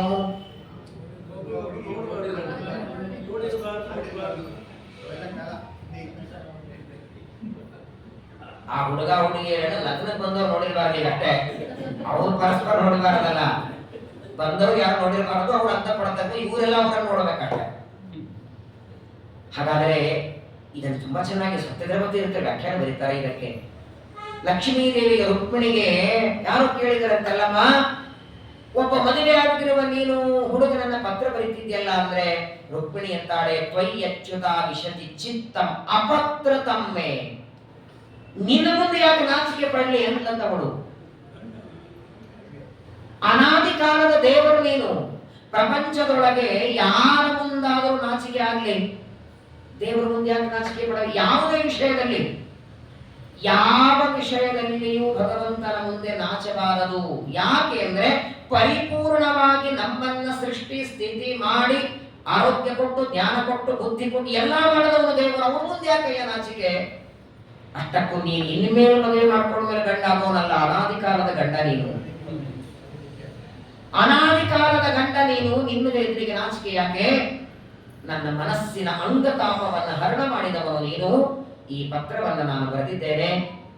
ನಿನ್ನ ಗುಣರೂಪಶೀಲಗಳಿಗೆ ಎಣಿಕೆ ಇಲ್ಲ, ಅನಂತ ಅಸಂಖ್ಯ ಗುಣಗಳಿಂದ ಪರಿಪೂರ್ಣನಾದವನು. ಈಗ ನನ್ನನ್ನ ಶಿಶುಪಾಲನೆಗೆ ಕೊಟ್ಟು ಮದುವೆ ಮಾಡುತ್ತಿದ್ದಾರೆ. ಆ ಮದುವೆ ನನಗೆ ಇಷ್ಟ ಇಲ್ಲ, ನೀನು ಬಂದು ನನ್ನನ್ನ ವಿವಾಹ ಮಾಡ್ಕೋ. ನೋಡಿ, ಬಂದು ನನ್ನನ್ನ ಕರ್ಕೊಂಡೋಗಿ ಮದುವೆ ಮಾಡ್ಕೊಂಡು ಕಿಡ್ನಾಪ್ ಮಾಡೋದು ಪತ್ರದಲ್ಲೇ ಬರೆದಿದ್ದಾಳೆ. ರುಕ್ಮಿಣಿ ಹೇಳಿದ್ದಾನೆ, ಕೃಷ್ಣೇಂದ್ರನೇ ತಪ್ಪಿಲ್ಲ, ನನ್ನನ್ನ ಇಲ್ಲಿಂದ ಬಂದು ಕರ್ಕೊಂಡು ಹೋಗಿ ನಾನು ವಿವಾಹ ಮಾಡ್ಕೋ ಅಂತ ಬರಲ್ಲ ಮೊದಲು. ಆಮೇಲೆ ತಾನೇ ಅನ್ಕೋತಾಳ, ಅಲ್ಲಮ್ಮ ನೀನಿದ್ದಿ ಕುಂಡಿರಪುರದಲ್ಲಿ, ನಾನಿದ್ದೇನೆ ದ್ವಾರಕೆಯಲ್ಲಿ, ನಾನು ನಿನ್ನ ಕರ್ಕೊಂಡು ಬರೋದಕ್ಕೆ ಬಂದ್ರೆ ಜರಾಸಂಧನ ಸೈನ್ಯ ಎಲ್ಲ ಸುತ್ತಲೂ ಇರತ್ತಲ್ಲ, ಹೆಂಗ್ ಕರ್ಕೊಂಡು ಹೋಗೋದು ನಿನಗೆ? ಅಂತಃಪುರಾಂತರ ಚರಾನ್ನ ನಿಹತ್ಯ ಬಂಧು ತ್ವಾಂ ಉದ್ವಹೇ ಕಥಂ. ಬಂಧುಗಳ ಮಧ್ಯದಲ್ಲಿ, ಜರಾಸಂಧನ ಸೈನ್ಯದ ಮಧ್ಯದಲ್ಲಿ ಇರುವ ನಿನ್ನನ್ನ ಹೇಗೆ ಕರ್ಕೊಂಡು ಬರ್ಲಿ ಅಂತ ನೀನು ಕೇಳಿದರೆ ಅದಕ್ಕೂ ಉಪಾಯ ನಾನೇ ಹೇಳ್ತೇನೆ ಎಂದು. ಇಂಥವ್ರು ಬೇಕು ನೋಡಿ, ಮೊದಲು ಕಿಡ್ನಾಪ್ ಮಾಡು ಅಂತ ಹೇಳಿದ್ದು ಉಪಾಯನೂ ತಾನೇ ಹೇಳ್ತಾಳೆ. ಪೂರ್ವೇದ್ಯು ಅಸ್ತಿ ಮಹತಿ ಕುಲದೇವಿ ಯಾತ್ರಾ. ನಮ್ಮ ಕುಂಡಿನಪುರದಲ್ಲಿ ಒಂದು ದೊಡ್ಡದಾದ ಪಾರ್ವತಿಯ ದೇವಸ್ಥಾನ ಇದೆ. ಮದುವೆಗಿಂತಲೂ ಮೊದಲು ಗೌರಿ ಹರ ಪೂಜಾ ಅಂತ ಮಾಡಿಸ್ತಾರೆ. ಬಹಳ ದೊಡ್ಡ ಪೂಜೆ ಅದು. ಇನ್ನ ಮೇಲೆ ದೊಡ್ಡ ಜವಾಬ್ದಾರಿ ಹುಡುಗನಿಗೆ ಹುಡುಗಿಗೆ. ಈ ಮದುವೆಗಳಲ್ಲಿ ನೋಡಿರ್ಬೋದು ನೀವು, ನೋಡಿರ್ಬೋದು ನಿಮಗೆ ಮದುವೆ ಮಾಡ್ಕೊಂಡವ್ರೆ. ಮದುವೆಗಳಲ್ಲಿ ಕಾಶಿ ಯಾತ್ರೆಗಳನ್ನು ಕಳಿಸ್ತಾರೆ, ಗೊತ್ತಾ? ಹೋಗಿದ್ರಾ? ಅದಕ್ಕೆ ಇವಾಗ ಹೊರಟಿವಾಚಾರ್ಯ ಅಂತೇಳಿ. ಮದುವೆಗಿಂತ ಮುಂಚೆ ಸಮಾವರ್ತರ ಸಂದರ್ಭದಲ್ಲಿ ಕಾಶಿ ಯಾತ್ರೆಗೆ, ಆಗ ಇವರು ಪಾಪ 2 ಹೆಜ್ಜೆ ಹಾಕಿರ್ತಾರೆ, ಬನ್ನಿ ಅಂತ ಕರೀತಾರೆ. ರಿಯಲ್ ಕಾಶಿ ಯಾತ್ರೆ ಈಗ 70 ಮೇಲೆ. ಆಕ್ಚುಲಿ ಇದು ಯಾಕೆ ಪದ್ಧತಿ ಬಂತು ಗೊತ್ತಾ ನಿಮಗೆ? ಮದುವೆಗಿಂತ ಮೊದಲು ಕಾಶಿ ಯಾತ್ರೆ ಮಾಡೋ ಪದ್ಧತಿ ಯಾಕೆ ಅಂದ್ರೆ, ಇವನೇನೋ ಹಿಂಗ್ ಹೋಗುವಾಗ ನಾಟಕ ಮಾಡ್ತಾರೆ, ಮಗಳನ್ನು ಕೊಡ್ತೀನಿ ಬಾ ಅಂತ ಅವ್ರು ಕರೀತಾರೆ. ಅಲ್ಲ ಅಲ್ಲ ಅಲ್ಲ,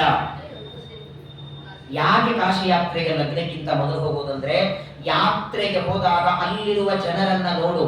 ಕಷ್ಟ ಅಂದ್ರೆ ಹೇಗಿರ್ತದೆ, ಸಂಪಾದನೆ ಮಾಡೋದು ಹೇಗೆ, ಜವಾಬ್ದಾರಿ ಹೇಗೆ. 100 ಸಾವಿರಾರು ಜನರು ಯಾತ್ರೆಗೆ ಬಂದಿರ್ತಾರೆ. ಅವರನ್ನೆಲ್ಲ ನೋಡಿ ನಿನಗೆ ಜವಾಬ್ದಾರಿ ಹೆಚ್ಚು ಬರಲಿ, ಆಮೇಲೆ ನೀ ಮದುವೆ ಮಾಡ್ಕೋ, ಆಗ ನಿನ್ನ ಸಂಸಾರ ಸುಖವಾಗಿರುತ್ತೆ ಅಂತ ಕಲಿಸೋದಕ್ಕೆ ಕಾಶಿ ಕಳಿಸ್ತಿದ್ರು. ಹೋಗ್ ಬರ್ತಿದ್ರು. ಇವತ್ತಿನ ನಾಟಕ ಮಾಡ್ತಿರ್ಲಿಲ್ಲ. ಪ್ರಾಕ್ಟಿಕಲ್ ಆಗಿ ನೀನು ಯಾತ್ರೆ ಮಾಡಿಕೊಂಡು ಬಂದಾಗಲೇ ಗೊತ್ತಾಗುತ್ತೆ. ನಾಳೆ ನೀವೆಲ್ಲ ಬರ್ತಿರಲ್ಲ, ಅಲ್ಲಿ ಬಂದಾಗ ನೀವು ನಾನೇ ತೋರಿಸ್ತೇನೆ ನಿಮಗೆ. ಮಳೆ ಇಲ್ಲದೆ ಬಿಸಿಲಿಲ್ಲದೆ ಪಾಪ ಎಲ್ಲೋ ಕೂತಿರ್ತಾರೆ, ಏನೋ ಮಾಡ್ತಾರೆ, ಯಾರೋ ಕೊಟ್ಟದ್ದು ತಿಂತಾರೆ. ನೀನು ಸಂಸಾರದಲ್ಲಿ ಕಾಲಿಡ್ತಿದ್ದಿ, ಇದೆಲ್ಲ ನೋಡ್ಕೊಂಡು ನೀನು ಬಾ. ಕಷ್ಟ ಸುಖಗಳ ಜ್ಞಾನ ಆದರೆ ಮಾತ್ರ ನಿನ್ನ ಜೀವನ ಸುಖವಾಗಿ ನಡೆಯುತ್ತೆ. ಅದಕ್ಕಾಗಿ ಕಾಶಿ ಯಾತ್ರೆ ಕಳಿಸೋದು. ಇಲ್ಲಿ ರುಕ್ಮಿಣಿ ಪತ್ರದಲ್ಲಿ ಹೇಳ್ತಾಳೆ, ಪಾರ್ವತಿಯ ದೇವಸ್ಥಾನ ಇದೆ, ಪಾರ್ವತಿಗೆ ಪೂಜೆ ಮಾಡಿ ನಾನು ಪ್ರದಕ್ಷಿಣೆ ಹಾಕ್ತಿರ್ತೇನೆ, ನೀನು ರಥದಲ್ಲಿ ಬಂದು ನನ್ನನ್ನ ಕರ್ಕೊಂಡೋಗು. ಯಸ್ಯಾಂಬ ಹಿರ್ನಿಜಮದು ಗಿರಿಜಾನುವೇಯ. ಪತ್ರವನ್ನ ಬರೆದು ಕೊಟ್ಟಿದ್ದಾಳೆ. ಬ್ರಾಹ್ಮಣ ಪತ್ರವನ್ನ ಕೊಟ್ಟಿದ್ದಾನೆ, ಕೃಷ್ಣ ಪತ್ರ ಓದಿದ್ದಾನೆ. ಈ ಕಡೆ ಏನಾಗಿದೆ, ರುಕ್ಮಿಣಿಯ ಮನೆಯಲ್ಲಿ ಮದುವೆಯ ವಾತಾವರಣ. ಮನೆ ಮುಂದೆ ಹಂದರ ಹಾಕಿದ್ದಾರೆ, ಒಳಕಲ್ ಪೂಜೆ ಆಯಿತು, ಬಳೆ ಹಾಕೊಳ್ಳೋ ಕಾರ್ಯಕ್ರಮ ಆಯಿತು, ಪುಣ್ಯ ವಾಚನ ಆಯಿತು, ದೇವರ ಸ್ಥಾಪನೆ ಆಯಿತು. ಇನ್ನು ಉಳಿದದ್ದು ಆ ಕಡೆ ಬರ್ತಿದ್ದಾನೆ ರಥ, ಕುದುರೆ ಮೇಲೆ ಕೂತ್ಕೊಂಡು ಶಿಶುಪಾಲ. ಅವನು ಎಲ್ಲಿಲ್ಲದ ಆನಂದ ನೋಡಿ. ಪ್ರಪಂಚದೊಳಗೆ ನಮಗೆ ಯೋಗ್ಯವಾದದ್ದನ್ನು ಅಪೇಕ್ಷೆ ಪಡಬೇಕು. ಅಯೋಗ್ಯಂ ಇಚ್ಛನ್ ಪುರುಷ ಬರೇ ಪದ್ಧತಿಯಲ್ಲಿಲ್ಲ, ಪತತ್ತೇವ ನ ಸಂಶಯ. ಗೆಳೆಯನ ಹೆಂಡತಿ ಯಾರು ತನ್ನ ಸಂಬಂಧಿಕರ ಹೆಂಡತಿಯನ್ನೇ ತನ್ನ ಹೆಂಡತಿಯಾಗಲಿ ಅನ್ನೋ ತಪ್ಪು. ಜಗದೊಡೆಯನಾದ ಪರಮಾತ್ಮನ ಹೆಂಡತಿಯನ್ನು ಅಪೇಕ್ಷೆ ಪಡ್ತಿದ್ದಾಳೆ ರುಕ್ಮಿಣಿಯನ್ನ. ಶಿಶುಪಾಲನಿಗೆ ಅಲಂಕಾರ ಮಾಡಿ ತಲೆ ಮೇಲೆ ಒಂದು ಪೇಟ ಹಾಕಿ ಕೈಯಲ್ಲಿ ಒಂದು ತೆಂಗಿನಕಾಯಿ ಕೊಟ್ಟಿದ್ದಾರೆ. ಅದ್ರ ಕಾಯಿ ಯಾಕೆ ಕೊಟ್ಟಿದ್ದಾರೆ ಗೊತ್ತಿಲ್ಲ ಅವನಿಗೆ ಗೊತ್ತಿಲ್ಲ. ದೇವರ ಹೆಂಡತಿಯನ್ನ ಇಚ್ಛೆ ಪಟ್ರೆ ಕೊನೆಗೆ ಸಿಕ್ಕೋದು ಚಿಪ್ಪು. ಅವತ್ತು ದೇವರ ಹೆಂಡತಿಯನ್ನ ಅಪೇಕ್ಷೆ ಪಟ್ಟು ರಾವಣ ಹಾಳಾಗಿ ಹೋದ. ದೇವರ ಹೆಂಡತಿಯನ್ನ ಕರ್ಕೊಂಡು ಹೋದದ್ದು ಸೀತೆಯನ್ನಲ್ಲ, ಕರ್ಕೊಂಡು ಹೋದದ್ದು ವೇದವತಿಯನ್ನ. ಸೀತೆ ಕೈಲಾಸಕ್ಕೆ ಹೋದದ್ದು. ರುಕ್ಮಿಣಿ ಅವನಿಗೇನು ಆನಂದ ನೋಡಿ ಶಿಶುಪಾಲನಿಗೆ. ಸಾಮಾನ್ಯವಾಗಿ ನೋಡಿ 18-20 ವರ್ಷಕ್ಕೆ ಮದುವೆ ಆದರೆ ಅಷ್ಟು ಖುಷಿ ಇರಲ್ಲ. 30-32 ಆದ ಮೇಲೆ ಸ್ವಲ್ಪ ಇರುತ್ತೆ. ಇನ್ನು ಕನ್ಯಾ ಸಿಗೋದೇ ಇಲ್ಲ ಅಂತ ಆಗಿರುತ್ತಲ್ಲ 40. ಇನ್ನು ಸಿಗೋದೇ ಇಲ್ಲ ಅಂತ ಡಿಸೈಡ್ ಆದಾಗ ಬೈ ಚಾನ್ಸ್ ಮದುವೆ ಫಿಕ್ಸ್ ಆಯ್ತು ಅಂತ ಇಟ್ಕೊಳ್ಳಿ, ಆಗ ಹೇಗಿರುತ್ತೆ ಸಂತೋಷ. ಹಾಗಾಗಿದ್ದಂತೆ ಶಿಶುಪಾಲನಿಗೆ ಏನು ಸಂಭ್ರಮದಲ್ಲಿ ರಥದಲ್ಲಿ ಕೂತ್ಕೊಂಡಿದ್ದಾನೆ. ಅಕ್ಷತಾ ಮಂಟಪಕ್ಕೆ ಬರ್ತಿದ್ದಾರೆ. ಆದರೆ ರುಕ್ಮಿಣಿಗೆ ಒಳಗಡೆ ಭಯ ಶುರುವಾಯಿತು. ಅಕ್ಷತಾ ಮಂಟಪಕ್ಕೆ ಶಿಶುಪಾಲ ಬರ್ತಿದ್ದಾರೆ. ಪತ್ರ ತಗೊಂಡು ಹೋದ ಬ್ರಾಹ್ಮಣನು ಬಂದಿಲ್ಲ, ಪತ್ರಕ್ಕೆ ಉತ್ತರ ಬರಲಿಲ್ಲ. ಕೃಷ್ಣ ಬರ್ತಾನೋ ಇಲ್ಲ ಗೊತ್ತಿಲ್ಲ. ಇವತ್ತಿನ ಫೋನ್ ಇದ್ರೆ ಮೆಸೇಜ್ ಮಾಡಿದ್ರೆ ಕೇಳಬಹುದಾಗಿತ್ತು, ಆಂಗ್ಲೇ ಇದೆಯಾ, ಎಲ್ಲಿದೆಯಾ, ಹೇಗಿದೆ. ರುಕ್ಮಿಣಿಗೆ ಗಾಬರಿ ಆಗ್ತಾ ಇದೆ. ಪ್ರದಕ್ಷಿಣೆ ಹಾಕ್ತಾ ಇರುವಾಗ ಬ್ರಾಹ್ಮಣ ಬಂದ. ಆದರೆ ಅಷ್ಟು ಜನರ ಮಧ್ಯದಲ್ಲಿ ಪತ್ರ ಕೊಟ್ಟು ಬಂದೀಯಾ ಅಂತ ಇವಳು ಕೇಳೋದು, ಕೊಟ್ಟು ಬಂದೆ ಅಂತ ಅವನು ಅನ್ನೋದು, ಕೃಷ್ಣ ಬರ್ತಾನ ಅಂತ ಇವಳು ಕೇಳೋದು, ಬರ್ತಾನೆ ಅಂತ. ಹೆಂಗೆ ಪಕ್ಕದಲ್ಲಿ ಜರಾಸಂಧ ನಿಂತಿದ್ದಾನೆ. ರುಕ್ಮಿಣಿಗೆ ಮಾಡ್ಲಿಕ್ಕಿಲ್ಲ, ಬ್ರಾಹ್ಮಣನಿಗೆ ಹೊಡೆಯಲು ಅವನು ಹೆಂಗ್ ಮಾಡೋದಿದೆಲ್ಲ. ಈಗ ಪತ್ರ ಕೊಟ್ಟು ಬಂದೀಯಾ ಅಂತ ಇವಳು ಕೇಳಬೇಕು, ಕೊಟ್ಟು ಬಂದೆ ಇರಬೇಕು. ಬರೀ ಕೊಟ್ಟು ಬಂದೆ ಕಳಿಸನ್ನೆ ಅಂತ ಹೇಳಬಹುದು. ಕೃಷ್ಣ ಬರ್ತಾನೋ ಇಲ್ಲೋ ಅಂತ ಇವಳು ಕೇಳಿದ್ರೆ ಅವನು ಹೇಳೋದು ಹೇಗೆ ಗೊತ್ತಾಗತ್ತ? ಕಳಿಸನ್ನೆಯಿಂದ ನಿಮ್ಗೆ ಕಳಿಸನ್ನೆಯಿಂದ ಪತ್ರ ಕೊಟ್ಟದ್ದು ಗೊತ್ತಾಗತ್ತಾ? ನಾವು ನಿಮ್ ಕೈಯಲ್ಲಿ ಒಂದು 100 ರೂಪಾಯಿ ಕೊಡ್ತೇವೆ, ಆಚಾರ್ಯ ಕೊಟ್ಟು ಬನ್ನಿ ಅಂತ ನಿಮ್ ಕಡೆ ಕಣ್ಣು ಮಾಡ್ತೇವೆ. ಶಾಖವಾದ್ಯ ಏನಿಲ್ಲ, ನರಕಡೆ ನೋಡ್ತಿದ್ದೀರಿ ಅಂತೇಳಿ. ಭಾಗವತ ತುಂಬಾ ಚೆನ್ನಾಗಿ ಹೇಳುತ್ತೆ ನೋಡಿ. ಆ ಬ್ರಾಹ್ಮಣ ಬಂದ ಅಂತೆ, ರುಕ್ಮಿಣಿಯ ಕಡೆ ಮುಖ ಮಾಡಿದ. ಮಾತಿಲ್ಲ, ಕಣ್ಸನ್ನೆ ಇಲ್ಲ, ಮುಖದಲ್ಲಿ ನಗು ನೋಡ್ತಾಳೆ. ಸಂತುಷ್ಟೋ ಏನಕೇನ ಚಿತ. ಬ್ರಾಹ್ಮಣನ ಮುಖದಲ್ಲಿ ನಗುವಿದೆ ಅಂದ್ರೆ ನನ್ನ ಕೆಲಸ ಆಗಿದೆ ಅಂತ ತಿಳ್ಕೊಂಡಂತೆ ಲಕ್ಷ್ಮಿ. ಬ್ರಾಹ್ಮಣನ ಮುಖದಲ್ಲಿ ನಗುವನ್ನ ನೋಡಿ ನನ್ನ ಕೆಲಸ ಆಯಿತು ಅಂತ ಭರವಸೆ ಬಂತವಳಿಗೆ. ಪರಮಾತ್ಮ ಪತ್ರವನ್ನು ಓದಿದ್ದಾನೆ. ಸುತ್ತಲೆಲ್ಲ ಸೈನ್ಯವನ್ನು ನಿಲ್ಲಿಸಿದ್ದಾನೆ. ಜರಾಸಂಧ ಸಣ್ಣ ಒಂದು ಇರುವೆನೂ ಆಚೆಯಿಂದ ಒಳಗೆ ಬಂದಿರಬಾರದು, ಒಳಗಿನಿಂದ ಹೊರಗೆ ಹೋಗಿರಬಾರದು, ಅಷ್ಟು ದಟ್ಟವಾಗಿ ಸೈನ್ಯ ನಿಂತಿದೆ. ಜರಾಸಂಧನ ಸೈನ್ಯ. ಬಾಣಾಸುರ ಬಂದಿದ್ದಾನೆ. ಎಲ್ಲರ ಕೈಯಲ್ಲಿ ಬಿಲ್ಲು ಬಾಣಗಳು. ಯಾವ 8 ದಿಕ್ಕುಗಳಿಂದ ಎಲ್ಲಿಂದಲೇ ಕೃಷ್ಣ ಬಂದು ರುಕ್ಮಿಣಿಯನ್ನ ಕರ್ಕೊಂಡು ಹೋಗೋ ಹಾಗಿಲ್ಲ. ಅಷ್ಟು ಸೈನ್ಯಗಳ ಮಧ್ಯದಲ್ಲಿ ಶಿಶುಪಾಲ ರುಕ್ಮಿಣಿಯರ ಮದುವೆ. ಪ್ರದಕ್ಷಿಣೆ ಹಾಕ್ತಿದ್ದಾಳೆ. ಆ ಪಾರ್ವತಿ ದೇವಿಗೆ ಪ್ರದಕ್ಷಿಣೆ ಹಾಕುವಾಗ ರುಕ್ಮಿಣಿ ಪ್ರಾರ್ಥನೆ ಮಾಡ್ತಾಳೆ ಪಾರ್ವತಿಗೆ. ಅಮ್ಮ, ನೀನ್ ಹೇಗೆ ತಪಸ್ಸು ಮಾಡಿ ರುದ್ರದೇವರನ್ನೇ ಗಂಡಾಗಿ ಪಡೆದಿದ್ದಿ, ಹಾಗೆ ನನಗೆ ದೇವಕಿ ಪುತ್ರನಾದ ಕೃಷ್ಣನೇ ಗಂಡಾಗುವ ಹಾಗೆ ಮಾಡು. ತಾರತಮ್ಯದಲ್ಲಿ ದೊಡ್ಡವರು ಯಾರು? ಯಾರನ್ನ ಪ್ರಾರ್ಥನೆ ಮಾಡಬೇಕು? ಜಗತ್ತಿನೊಳಗೆ ದೊಡ್ಡವರನ್ನ ಸಣ್ಣವರು ಪ್ರಾರ್ಥನೆ ಮಾಡೋದಲ್ವೇ? ಆದರೆ ಇಲ್ಲಿ ಶ್ರೀಮದ್ ಆನಂದ ತೀರ್ಥ ಭಗವತ್ಪಾದಾಚಾರ್ಯರು ಒಂದು ಮಾತನ್ನ ತಿಳಿಸ್ತಾರೆ. ವಾಸ್ತವಿಕವಾಗಿ ಲಕ್ಷ್ಮೀದೇವಿ ಪ್ರಾರ್ಥನೆ ಮಾಡಿದ್ದು ಸರಿ, ಮಾಡಿದ್ದು. ಆದರೆ ಸಾಮಾನ್ಯವಾಗಿ ದೊಡ್ಡವರು ಮಾಡುವ ಪ್ರಾರ್ಥನೆ ಜಗತ್ತಿನ ಹಿತದೃಷ್ಟಿಯಿಂದ ಮಾಡ್ತಾರೆ. ನಾಳೆ ನೀವೆಲ್ಲರೂ ನಿಮ್ಮ ನಿಮ್ಮ ಮದುವೆ ಕಾಲದಲ್ಲಿ ಪಾರ್ವತಿಯನ್ನ ಈ ರೀತಿ ಪ್ರಾರ್ಥನೆ ಮಾಡಿ ಅಂತ ಜಗತ್ತಿಗೆ ತೋರಿಸೋದಕ್ಕೆ ಲಕ್ಷ್ಮೀದೇವಿ ಪ್ರಾರ್ಥನೆ ಮಾಡಿದ್ದೇ ಹೊರತು ಅವಳನ್ನು ಕೇಳಿದ ಮೇಲೆ ಬರಬೇಕಾಗಿಲ್ಲ. ಲೋಕ ಶಿಕ್ಷಣದು ಯಾವಾಗಲೂ ಶಿಕ್ಷಣ ಎರಡು ತರ ಇರ್ತದೆ. ನಿಮ್ಗೆ ಮಾಡು ಅಂತ ಹೇಳೋದು ಶಿಕ್ಷಣ, ಮಾಡಿ ತೋರಿಸೋದು ಲೋಕ ಶಿಕ್ಷಣ. ಬರೇ ಮಾಡು ಅಂದ್ರೆ ಲೋಕ ಅನುಕರಣೆ ಮಾಡಲ್ಲ. ನೀನ್ ಮಾಡು ಅಂತ ಜನ ಅನುಕರಣೆ, ನೀವು ಮಾಡಿ ನೋಡ್ರಿ, ನಿಮ್ ಜನ ಹಿಂದೆ ಅನುಕರಣೆ ಮಾಡ್ತಾರೆ. ಅದಕ್ಕೆ ಮಾಡಿ ತೋರಿಸ್ತಾರೆ. ಲಕ್ಷ್ಮೀದೇವಿ ಪ್ರಾರ್ಥನೆಯನ್ನ ಮಾಡಿ ಪ್ರದಕ್ಷಿಣೆ ಹಾಕ್ತಾ ಇದ್ದಾಳೆ. ಸರ್ವೋತ್ತಮನಾದ ಪರಮಾತ್ಮ ರಥದಲ್ಲಿ ಬಂದೇ ಬಿಟ್ಟ. ದಿವ್ಯವಾದ 4 ಕುದುರೆಗಳು, ಬೆಳ್ಳಗಾದ ಕುದುರೆ, ರಥ, ಸಾರಥಿ, ಅಷ್ಟು ಸೈನ್ಯದ ಮಧ್ಯದಲ್ಲಿ ಬಂದಿದ್ದಾನೆ. ಅವನಿಗೆ ಯಾಕ್ರಿ ಭಯ? ಅವನ ಅನುಗ್ರಹ ಇದ್ದವರಿಗೆ ಭಯ ಇಲ್ಲ, ಏನು ಭಯ ಇಲ್ಲ. ಅನಾಯಾಸವಾಗಿ ರಥ ಇಳಿಸಿದ, ರುಕ್ಮಿಣಿಯ ಕೈಯನ್ನ ಹಿಡಿತಾನೆ, ರಥದಲ್ಲಿ ಕೂಡಿಸ್ಕೊಂಡ, ಹೊರಟ. ಇವರೆಲ್ಲ ಏನ್ ಮಾಡ್ತಿದ್ರು ಪಾಪ? ಜರಾಸಂಧನ ಸೈನ್ಯ ಎಲ್ಲರ ಕೈಯಲ್ಲಿ ಬೆಲ್ಲು ಬಾಣ, ಅದು ಹೆಂಗಂದ್ರೆ ಪೂರ್ಣ ಹಿಡ್ಕೊಂಡು ನಿಂತಿದ್ದಾನೆ. ಇನ್ನೇನು ಪ್ರಯೋಗ ಮಾಡೋದು ಒಂದೇ ಇದೆ.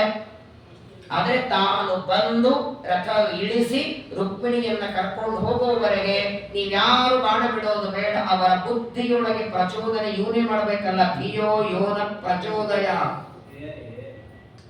ತತ್ಸವಿತುರ್ವರೆಣ್ಯಂ ಭರ್ಗೋ ದೇವಸ್ಯ ಧೀಮಹಿ ನಹಾ ಧಿಯಃ ಪ್ರಚೋದಯ. ನಿತ್ಯ ಯಾಕೆ ಗಾಯತ್ರಿ ಜಪ ಮಾಡಿ? ನನ್ನ ಬುದ್ಧಿ ಒಳ್ಳೆ ಕಡೆಗೆ ಪ್ರೇರಣೆ ಮಾಡಲಿ ಅಂತ ಪ್ರಾರ್ಥನೆ. ಎಲೆಯಲ್ಲಿ ಹಾಕಿದ ಅನ್ನ ಸಾರು ಕೈ ತುತ್ತು ತಗೊಂಡಿರಿ, ಅದನ್ನ ಬಾಯಿಗೆ ಹಾಕುವಂತೆ ದೇವರು ಪ್ರೇರಣೆ ಮಾಡಲಿಲ್ಲ ಅಂದ್ರೆ ಒಂದ ಹಿಂಗ್ ಹಿಡ್ಕೊಂಡು ಕೊಡ್ಬೇಕು, ಇಲ್ಲ ಅಂದ್ರೆ ಅಲ್ಲೇ ಎಲೆಯಲ್ಲಿ ಇರಬೇಕು. ಅಷ್ಟ ಸ್ವಾತಂತ್ರ್ಯವೂ ನಮಗಿಲ್ಲ. ಪರಮಾತ್ಮನ ಕೈಯಲ್ಲಿ ಆಡುವ ಗೊಂಬೆಗಳು ನಿಂತಿದ್ದಾರೆ, ಗೊಂಬೆಗಳಂತೆ. ನಿದ್ರಿತ ಲಿಖಿತ ಚಿತ್ರ ವಿವಾಸನ್, ಗೋಡೆ ಮೇಲೆ ಚಿತ್ರ ಬರೆದ್ರೆ ಆ ಒಬ್ಬ ವ್ಯಕ್ತಿಯನ್ನ ಗೋಡೆ ಮೇಲೆ ಇಳಿಸಿ ಅವನ ಕೈಯಾಗ ಒಂದು ಬಾಣ ಕೊಟ್ಟು ನಿಲ್ಲಿಸಿ ಯಾವಾಗ ಬಿಡ್ತಾನ ಅವನು? ಕಾಶಿ ಯಾತ್ರೆ, ಮಲ್ಲ, ನೈಮಿಷಾರಣ್ಯ ಯಾತ್ರೆ ಎಲ್ಲ ಯಾವ ಹಂಗೆ ಹಿಡ್ಕೊಂಡು ನಿಂತಿರ್ತಾನೆ. ಗೋಡೆ ಮೇಲೆ ವ್ಯಕ್ತಿ ಯಾವಾಗ ಬಿಡಬೇಕು? ಹಾಗೆ ನಿಂತಿಕೊಂಡಿದ್ದಾರೆ ಇವರೆಲ್ಲ. ಸರ್ವಜ್ಞನಾದ ಎಲ್ಲರ ಬುದ್ಧಿಯೊಳಗಿದ್ದು ಪ್ರಚೋದನೆ ಮಾಡುವ ಪರಮಾತ್ಮ ಅನಾಯಾಸವಾಗಿ ರುಕ್ಮಿಣಿಯನ್ನ ಅಲ್ಲಿಂದ ಕರ್ಕೊಂಡಿದ್ದಾನೆ, ಹೊರಟಿದ್ದಾನೆ. ಕೃಷ್ಣನ ರಥ ವೇಗವಾಗಿ ಹೊರಟಿದೆ. ಅವನು ದೂರ ಹೋದ ಮೇಲೆ ಇವರಿಗೆ ಎಚ್ಚರ ಆಯಿತು. ಹೊಡಿರಿ ಹೊಡಿರಿ ಬಾಣ ಅಂತ. ಇನ್ನೇನು ಹೊಡಿತಾರೆ? ಈಶಾವಾಸ್ಯ ಉಪನಿಷತ್ತು ಹೇಳುತ್ತೆ, ಮನಸೋ ಜವೀಯ. ಪ್ರಪಂಚದೊಳಗೆ ಅತಿ ವೇಗವಾಗಿ ಹೋಗೋದಂದ್ರೆ ಮನಸ್ಸು, ಅದಕ್ಕೂ ವೇಗ ದೇವರದಂತೆ. ಮನಸ್ಸು ಇನ್ನು ಹೋಗೋದಕ್ಕೆ ಸ್ವಲ್ಪ ಹೊತ್ತು ವಿಘ್ನ ಬರಬಹುದು. ಮನಸ್ಸಿಗೂ ವೇಗ ವಾಯುದೇವರದಾದ್ರೆ ವಾಯುದೇವರಿಗೂ ಕಿಂತ ಅನಂತ ಪಟ್ಟು ವೇಗ. ಅಷ್ಟು ವೇಗವಾಗಿ ಕೃಷ್ಣನ ರಥ ಹೊರಟಿದೆ. ಎಲ್ಲರೂ ಬಾಣ ಹೊಡಿತಿದ್ದಾರೆ. ಆದರೆ ಆ ಸಂದರ್ಭದಲ್ಲಿ ಮಾತ್ರ ರುಕ್ಮಿಣಿಯ ಅಣ್ಣನಾದ ರುಕ್ಮಿಗೆ ಕೋಪ ಬಂತು. ಕೊನೆಗೂ ಕೃಷ್ಣ ಕರ್ಕೊಂಡು ಹೋಗಿಬಿಟ್ಟ ತಂಗಿಯನ್ನ.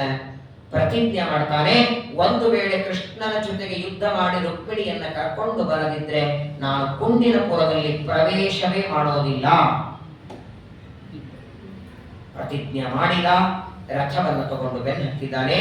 ಎಲ್ಲರೂ ಬೆನ್ನತ್ತಿದ್ದಾರೆ. ಕೃಷ್ಣ ಪರಮಾತ್ಮ ರಥದಲ್ಲಿ ಕೂತ್ಕೊಂಡೇನೆ ಅವರ ಜೊತೆಗೆ ಯುದ್ಧವನ್ನ ಮಾಡ್ತಾ ತನ್ನ ಹಿಂದೆ ಬರುವ ಸೈನ್ಯವನ್ನ ತನ್ನ ಬಾಣಗಳಿಂದ ಅವರನ್ನೆಲ್ಲ ಸಂಹಾರ ಮಾಡುತ್ತಿದ್ದಾನೆ. ಕೊನೆಗೆ ಕೃಷ್ಣನ ಕೈಗೆ ಸಿಕ್ಕೊಂಡ ಅಣ್ಣನಾದ ರುಕ್ಮಿಣಿ ಕೈಗೆ ಸಿಕ್ಕಿದ್ದಾನೆ. ಇನ್ನೇನು ಪರಮಾತ್ಮ ಕೊಲ್ಲಬೇಕು. ರುಕ್ಮಿಣಿ ಪ್ರಾರ್ಥನೆ ಮಾಡ್ತಾಳೆ, ಯೋಗೇಶ್ವರ ಪ್ರಮೇಯಾತ್ಮನ್ ದೇವದೇವ ಜಗತ್ಪತೆ ಹಂತು ನಾರಹಸಿ ಕಲ್ಯಾಣ ಭ್ರಾತರಮ್ಮೆ. ಯಾರಿಗಾದ್ರೂ ಇರೋದ್ರಲ್ಲಿ ಅಭಿಮಾನ? ಭ್ರಾತರಮ್ಮೆ ಮಹಾಭುಜ, ಏನಿದ್ರು ನಮ್ಮ ಅಣ್ಣ ಅವನು, ದಯಮಾಡಿ ಕೊಲ್ಬೇಡ ಅಂತ ಪರಮಾತ್ಮನನ್ನ ಪ್ರಾರ್ಥನೆ ಮಾಡಿಕೊಂಡಾಗ ಕೃಷ್ಣ ಏನ್ ಮಾಡ್ತಾನೆ? ತಲೆ ಬೋಳಿಸಿ ಬಿಟ್ಟ. ಸಂಹಾರ ಮಾಡಲಿಲ್ಲ. ರುಕ್ಮಿಯ ತಲೆಯನ್ನ ಬೋಳಿಸಿ ಪಂಚಶಿಖವಾಗಿ ಮಾಡಿ ಅವಮಾನ ಮಾಡಿ ಕಳಿಸಿಬಿಟ್ಟ. ಇದೇ ಒಂದು ಸಂದರ್ಭ ಬಲರಾಮ ದೇವರಿಗೆ ಗೊತ್ತಾಯಿತು. ರುಕ್ಮಿಣಿಯನ್ನ ಕರ್ಕೊಂಡು ಹೋಗುವಾಗ ರುಕ್ಮಿಯನ್ನ ಕೃಷ್ಣ ಅವಮಾನ ಮಾಡಿ ತಲೆಗೊಳಿಸಿದ್ದಾನೆ ಅಂತ ಯಾವಾಗ ಗೊತ್ತಾಯಿತೋ ಬಲರಾಮ ದೇವರಿಗೂ ಕೃಷ್ಣನಿಗೂ ಜಗಳ ಶುರುವಾಯಿತು ಇಬ್ಬರಲ್ಲಿ. ಏನಿದ್ರು ನಿನ್ನ ಹೆಂಡತಿ ಅಣ್ಣ ಅವನು. ಎಷ್ಟು ವಿಚಿತ್ರ ನೋಡಿ, ಬಲರಾಮ ದೇವರಿಗೂ ಕೃಷ್ಣ ಪರಮಾತ್ಮನಿಗೂ ಜಗಳ. ಯಾವುದಕ್ಕೆ? ರುಕ್ಮಿಯ ತಲೆಯನ್ನ ಕೃಷ್ಣಗೊಳಿಸಿದ್ದಕ್ಕೆ. ಬರೇ ಜಗಳಲ್ಲ, ನೀನು ಅವನನ್ನ ತಲೆಗೊಳಿಸಿ ಅವಮಾನ ಮಾಡಿದ್ದಕ್ಕೆ 6 ತಿಂಗಳ ನಿನ್ ಜೊತೆ ಮಾತಾಡಲ್ಲ ಅಂತಾರೆ ಇವರು. ಸ್ವತಃ ಕೃಷ್ಣರ ಬಲರಾಮನಲ್ಲಿ 6 ತಿಂಗಳವರೆಗೆ ವಿರೋಧ ಬಂತು. ಯಾವಾಗ ಅಣ್ಣ ತಮ್ಮ ಬೇರೆಯಾಗಿದ್ದಾರೆ ಅಂತ ಗೊತ್ತಾಯ್ತು ನೋಡಿ, ಬಂಧುರು ವದರ್ಹ ದೋಷೋಪಿ ನ ಬಂಧು ವದಮರಹತಿ. ಅಣ್ಣ ತಮ್ಮಂದರಲ್ಲಿ ವೈರ ಆಗಿದೆ ಅಂತ ಗೊತ್ತಾದ್ರೆ ಸಾಕು, 3ನೇಯವರು ಬಿಸ್ಕೆಟ್ ಹಾಕ್ತಾರೆ. ಇದಕ್ಕೆ ಕಾಯ್ಕೊಂಡಿದ್ದ ದುರ್ಯೋಧನ ಕೃಷ್ಣ ಬಲರಾಮರು ಹೇಗೋ ಜಗಳಾಡಿ ಬೇರೆಯಾಗಿದ್ದಾರೆ ಅಂತ ಒಂದು ದಿನ ಬಲರಾಮ ದೇವರ ಹತ್ರ ಬರ್ತಾನೆ. ದುರ್ಯೋಧನ ಬಂದು ಹೇಳ್ತಾನೆ, ನಿಮ್ಮಿಂದ ನಾನು ಗದಾವಿದ್ಯೆ ಕಲಿಬೇಕು ಅಂತ ಅಪೇಕ್ಷೆ ಇದೆ, ನನಗೂ ಸ್ವಲ್ಪ ಗದಾವಿದ್ಯೆಯನ್ನ ಕಲಿಸಿ. ಏನಿದ್ರು ದುರ್ಯೋಧನ ಕೃಷ್ಣನಿಗೆ ಬೇಡಾದವನು, ಶತ್ರುಗಳ ಶತ್ರು ಇವನಿಗೆ ಮಿತ್ರ ಆಗ್ತಾನಲ್ವಾ. ಬಲರಾಮ ದೇವರಂತ ನಾಳೆಯಿಂದಲೇ ಪಾಠಕ್ಕೆ ಬಾಂದು ಪ್ರೀತಿ ಬಂತು ನೋಡಿ ದುರ್ಯೋಧನ ಮೇಲೆ. ದುರ್ಯೋಧನಿಗೆ ಪ್ರತಿನಿತ್ಯದಲ್ಲಿ ಬಲರಾಮ ದೇವರು ಗದಾವಿದ್ಯೆಯನ್ನು ಹೇಳುವಾಗ ಇದೇ ಸಂದರ್ಭ ಅನ್ಕೊಂಡ ಅವನು ಆ ಗದಾವಿದ್ಯೆಯನ್ನ ಕಲಿತಾ ಇರುವಾಗಲೇ ಒಂದು ದಿನ ಹೇಳ್ತಾನೆ, ಸ್ವಾಮಿ ಮತ್ತೆ ನಿಮ್ಗೆ ತಂಗಿ ಇದ್ದಾಳಲ್ಲ ಸುಭದ್ರ ಅಂತ, ನನಗೆ ಕೊಟ್ಟು ಮದುವೆ ಮಾಡಿ ಎಂದ. ಬಲರಾಮ ದೇವರಿಗೆ ಗೊತ್ತಿದೆ ಕೃಷ್ಣನ ಅಭಿಪ್ರಾಯ, ಸುಭದ್ರೆಯನ್ನ ಅರ್ಜುನನಿಗೆ ಕೊಟ್ಟು ಮದುವೆ ಮಾಡೋದು ಕೃಷ್ಣನ ಅಭಿಪ್ರಾಯ ಗೊತ್ತು. ಈಗ ಏನಿದ್ರು ಕೃಷ್ಣನಿಗೆ ವಿರೋಧನೆ ಮಾಡ್ಬೇಕಲ್ಲ, ಕೃಷ್ಣನಿಗೆ ಬೇಡಾದದ್ದು ಮಾಡಬೇಕನ್ನೋದಕ್ಕೆ ಜಗಳ. ಬಲರಾಮ ದೇವರಂತಾರೆ, ಕೃಷ್ಣ ಸುಭದ್ರೆಯನ್ನ ಅರ್ಜುನ ಕೊಡ್ತಾನಂತ ಚಿಂತೆ ಮಾಡಬೇಡ, ಅವ್ರ ಅಣ್ಣ ನಾನಿಗೆ ಮಾತು ಕೊಡ್ತೇನೆ, ನನ್ನ ತಂಗಿ ಸುಭದ್ರೆ ನಿನಗೇ ಕೊಡ್ತೇನೆ. ಶ್ರೀಮದ್ ಆನಂದ ತೀರ್ಥ ಭಗವತ್ಪಾದರಂತಾರೆ, ಅದಕ್ಕಾಗೇನೆ ಪರಮಾತ್ಮ ಈ ಎಲ್ಲ ದೇವತೆಗಳಿಗೆ ಒಂದೊಂದು ಕಾಲದಲ್ಲಿ ತನ್ನ ಬಗ್ಗೆ ತಪ್ಪು ಕಲ್ಪನೆ, ಕೆಲವರಿಗೆ ಸಿಟ್ಟು ಬರ್ತದೆ, ಕೆಲವರಿಗೆ ವೈಮನಸ್ಸೆ ಬರ್ತದೆ, ಕೆಲವರಿಗೆ ದೇವರ ಬಗ್ಗೆ ಏನೋ ತಾತ್ಸಾರ ಭಾವನೆ ಬರ್ತದೆ. ಅದು ಬರದೇ ಇರುವ ಗುರುಗಳು ನಮ್ಮ ವಾಯುದೇವರವರೇ. ಯಾವ ಅವತಾರದಲ್ಲಿ ಇಲ್ಲ, ಮೂಲ ರೂಪದಲ್ಲಿ ಇಲ್ಲ, ಅವತಾರ ರೂಪದಲ್ಲಿ ಇಲ್ಲ. ಹೇಳ್ತಾರೆ, ನಾನು ಯಾವಾಗಲೂ ಹೇಳ್ತಿರ್ತೇನೆ, ಧರ್ಮರಾಜನನ್ನು ಅಣ್ಣ ಮಾಡುವ ಬದಲು ಭೀಮಸೇನ ದೇವರನ್ನು ಅಣ್ಣ ಮಾಡಿ ಧರ್ಮರಾಜನನ್ನ ತಮ್ಮ ಮಾಡಿ ಬಿಟ್ಟಿದ್ದಾರೆ. ನಿಮ್ ಕೈಗೆ ನಮ್ಮ ಕೈಗೆ ಮಹಾಭಾರತವೇ ಸಿಗ್ತಿರಲಿಲ್ಲ. ಇಷ್ಟು ದೊಡ್ಡವನಾಗುವಂತ ದುರ್ಯೋಧನ ಬಿಡ್ತಾ ಇರಲಿಲ್ಲ. 4-5 ವರ್ಷಕ್ಕೆ ಚಟ್ನಿ ಅರದಂಗಾರು ಮುಗಿಸ್ಬಿಡೋರು ಅವರು. ಯಾಕೆ ಬೆಳೆಲಿಕ್ಕೆ ಬಿಡಬೇಕು ಅವರು? 18ನೇ ಅಧ್ಯಾಯದಲ್ಲಿ ಅಪ್ಪನಿನಲ್ಲಿ ಮನೆಗೆ ಹೋಗ್ತಾರೆ ನೋಡಿ, ಆ ಮಾತುಗಳನ್ನ ಇವರೆಲ್ಲರೂ ಪರಮಾತ್ಮನಲ್ಲಿ ಆಗಾಗ ವೈಮನಸ್ಸೆ ಮಾಡಿಕೊಂಡವರು. ಕೊನೆಗೆ ಪರಮಾತ್ಮ ಬಲರಾಮದೇವರ ಜೊತೆಗೆ ವಿರೋಧ ಆಯಿತು. ರುಕ್ಮಿಣಿಯನ್ನು ಕರ್ಕೊಂಡು ಬರ್ತಾನೆ. ಕರ್ಕೊಂಡು ಬಂದಂತೇನೋ ರಾಕ್ಷಸ ವಿಧಾನದಿಂದ, ಆದರೆ ರುಕ್ಮಿಣಿಯನ್ನ ದ್ವಾರಕಾಪಟ್ಟಣಕ್ಕೆ ಕರ್ಕೊಂಡು ಬರ್ತಾನೆ. ರುಕ್ಮಿಣಿ ಬರುವಾಗಲೇನೆ ತಂದೆಯಾದ ಭೀಷ್ಮಕ ರಾಜನಿಗೆ ಗೊತ್ತಾಯಿತು ಕೃಷ್ಣ ಪರಮಾತ್ಮ ರಥದಲ್ಲಿ ಬಂದು ಕರ್ಕೊಂಡು ಹೋಗಿದ್ದಾನೆ ಅಂತ ಗೊತ್ತಾಗ ತನ್ನ ಸಮಗ್ರವಾದ ಸೈನ್ಯ ತಗೊಂಡು ಬಂದಿದ್ದಾನೆ ದ್ವಾರಕೆಗೆ ಕುಂಡಿನ ಪುರದಿಂದ. ಯಾಕಂದ್ರೆ ಭೀಷ್ಮಕ ರಾಜನ ಮನಸ್ಸಿನೊಳಗೆ ರುಕ್ಮಿಣಿಯನ್ನ ಕೃಷ್ಣನಿಗೆ ಕೊಡಬೇಕು ಅಂತ ಅಪೇಕ್ಷೆ ಇತ್ತಲ್ಲ. ರುಕ್ಮಿಣಿಯನ್ನು ಕೊಡುವುದಕ್ಕಾಗಿ ಬಂದಿದ್ದಾರೆ. ಕೃಷ್ಣ ರುಕ್ಮಿಣಿಯನ್ನು ಕರ್ಕೊಂಡು ಬಂದ. ಒಂದು ಕಡೆಗೆ ಕೃಷ್ಣನ ಬಳಗ, ಇನ್ನೊಂದು ಕಡೆಗೆ ರುಕ್ಮಿಣಿಯ ಬಳಗ. ಮದುವೆ ಅಂದ್ರೆ ಹೇಗೆ ನಡಿಬೇಕು? ವಾದಿರಾಜ ಗುರುಸಾರ್ವಭೌಮರು 19 ಸರ್ಗದ ರುಕ್ಮಿಣೀಶ ವಿಜಯ, ಏನಿಲ್ಲ, ರುಕ್ಮಿಣೀನ ಈಶ ಅವನ ವಿಜಯ ಅಷ್ಟೇ, ಬರೀ ಮದುವೆ ಕಥೆ ಇದೆ. ತುಂಬಾ ಚೆನ್ನಾಗಿ ವರ್ಣನ ಮಾಡ್ತಾರೆ. ರುಕ್ಮಿಣಿಯನ್ನ ದ್ವಾರಕ್ಕೆ ಕರ್ಕೊಂಡು ಬಂದ ಮೇಲೆ ಕೃಷ್ಣ ಮತ್ತು ರುಕ್ಮಿಣಿಯರ ಬಳಗದವರೆಲ್ಲ ಕೂತ್ಕೋತಾರೆ. ಮದುವೆಗಿಂತ ಮೊದಲು ಮಾತುಕತೆ ಆಗಬೇಕಲ್ಲ, ಕನ್ಯಾ ನಿರೀಕ್ಷಣ ಆಗಬೇಕು. ಕೊಡೋದು ತಗೊಳ್ಳೋದು ವರದಕ್ಷಿಣೆ ಇವತ್ತಿನ ಮದುವೆಗಳಲ್ಲಿ ಹೇಗೆ ನಡೆಯುತ್ತಲ್ಲ ಅದನ್ನೆಲ್ಲ ಮಾಡಿ ತೋರಿಸ್ತಾರ. ರುಕ್ಮಿಣಿಯ ಕನ್ಯೆಯವರೆಲ್ಲ ಹೇಳ್ತಾರಂತೆ, ಕೃಷ್ಣನಿಗೆ ಕೇಳ್ತಾರೆ, ನೋಡಿ ನಮ್ಮ ರುಕ್ಮಿಣಿಯನ್ನ ನಿಮ್ ಕೃಷ್ಣ ಮದುವೆ ಮಾಡ್ಕೊಳ್ಳೋದಾದ್ರೆ ಕೆಲವು ನಮ್ಮ ಕಂಡೀಷನ್ ಇದೆ, ಅದಕ್ಕೆ ನೀವು ಒಪ್ಕೊಳ್ಳೋದಾದ್ರೆ ನಾವು ಕನ್ಯಾ ಕೊಡ್ತೀವಿ. ಏನು? ಮೊದಲನೇದು, ಕೃಷ್ಣ ರುಕ್ಮಿಣಿಯನ್ನ ಬಿಟ್ಟು ಇನ್ಯಾವ ಹೆಣ್ಣನ್ನು ಕಣ್ಣೆತ್ತಿ ನೋಡಬಾರದು. ಸರ್ವತಾ ನೋಡಲ್ಲ ಅಂದ್ರು. ಯಾರನ್ನು ನೋಡು? ರುಕ್ಮಿಣಿ ಇದ್ದವರನ್ನೇ ನೋಡುತ್ತಾನ. ಒಳಗೆ ಲಕ್ಷ್ಮಿಯ ಸನ್ನಿಧಾನ ಇದ್ದವರನ್ನೇ ನೋಡಿರ್ತಾನೆ. ಹಂಗಾಗಿ ರುಕ್ಮಿಣಿ ಬಿಟ್ಟು ಬೇರೆಯವರನ್ನ ನೋಡಂಗಿಲ್ಲ. ಎರಡನೇ ಕಂಡೀಷನ್, ರುಕ್ಮಿಣಿಯನ್ನ ಕೃಷ್ಣ ಮದುವೆ ಮಾಡ್ಕೊಳ್ಳೋದಾದರೆ ಮದುವೆ ಮಾಡಿಕೊಂಡು ಮನೆ ಕರ್ಕೊಂಡು ಹೋದ ದಿನವೇ ಸೀರೆ ಹಾಕಿ ಒಲೆ ಮುಂದೆ ಅಡಿಗೆ ಮಾಡುವಂದ್ರೆ ಮಾಡೋಳಲ್ಲ. ನಮ್ಮ ರುಕ್ಮಿಣಿಗೆ ಬಡಿಲಿ ಅಡಿಗೆ ಮಾಡ್ಲಿಕ್ಕೆ ನಾವು ಹಚ್ಚಿಲ್ಲ ಇವತ್ತಿನವರೆಗೆ. ಅವಳು ಅಡಿಗೆ ಮಾಡೋದಿಲ್ಲ, ಕಸ ಬಳಿಯೋದಿಲ್ಲ, ಪಾತ್ರೆ ತೊಳೆಯೋದಿಲ್ಲ. ಮಾಡ್ತಾಳೇನು? ಸ್ನಾನ ಮಾಡಿ ಟಿವಿ ರಿಮೋಟ್ ತಗೊಂಡು ಕುರ್ಚಿ ಮೇಲೆ ಕೂಡ್ತಾಳೆ, ಚೇಂಜ್ ಮಾಡ್ಕೊಂಡು ಕೂಡ್ತಾಳೆ ಯಾವ ಚಾನಲ್ ಬೇಕು ಅಂತ. ಇವರು ಒಂದು ಕೃಷ್ಣನ್ ಬಳಗದವರು, ಚಿಂತೆ ಮಾಡಬೇಡಿ, ನಿಮ್ ರುಕ್ಮಿಣಿಗೆ ಅಡಿಗೆ ಹಚ್ಚೋ ಕೆಲಸ ಇಲ್ಲ. ನಮ್ಮ ಕೃಷ್ಣನ ಮನೆಯಲ್ಲಿ ಮಾಡೋರು ಕಡಿಮೆ ಇದ್ದಾರ?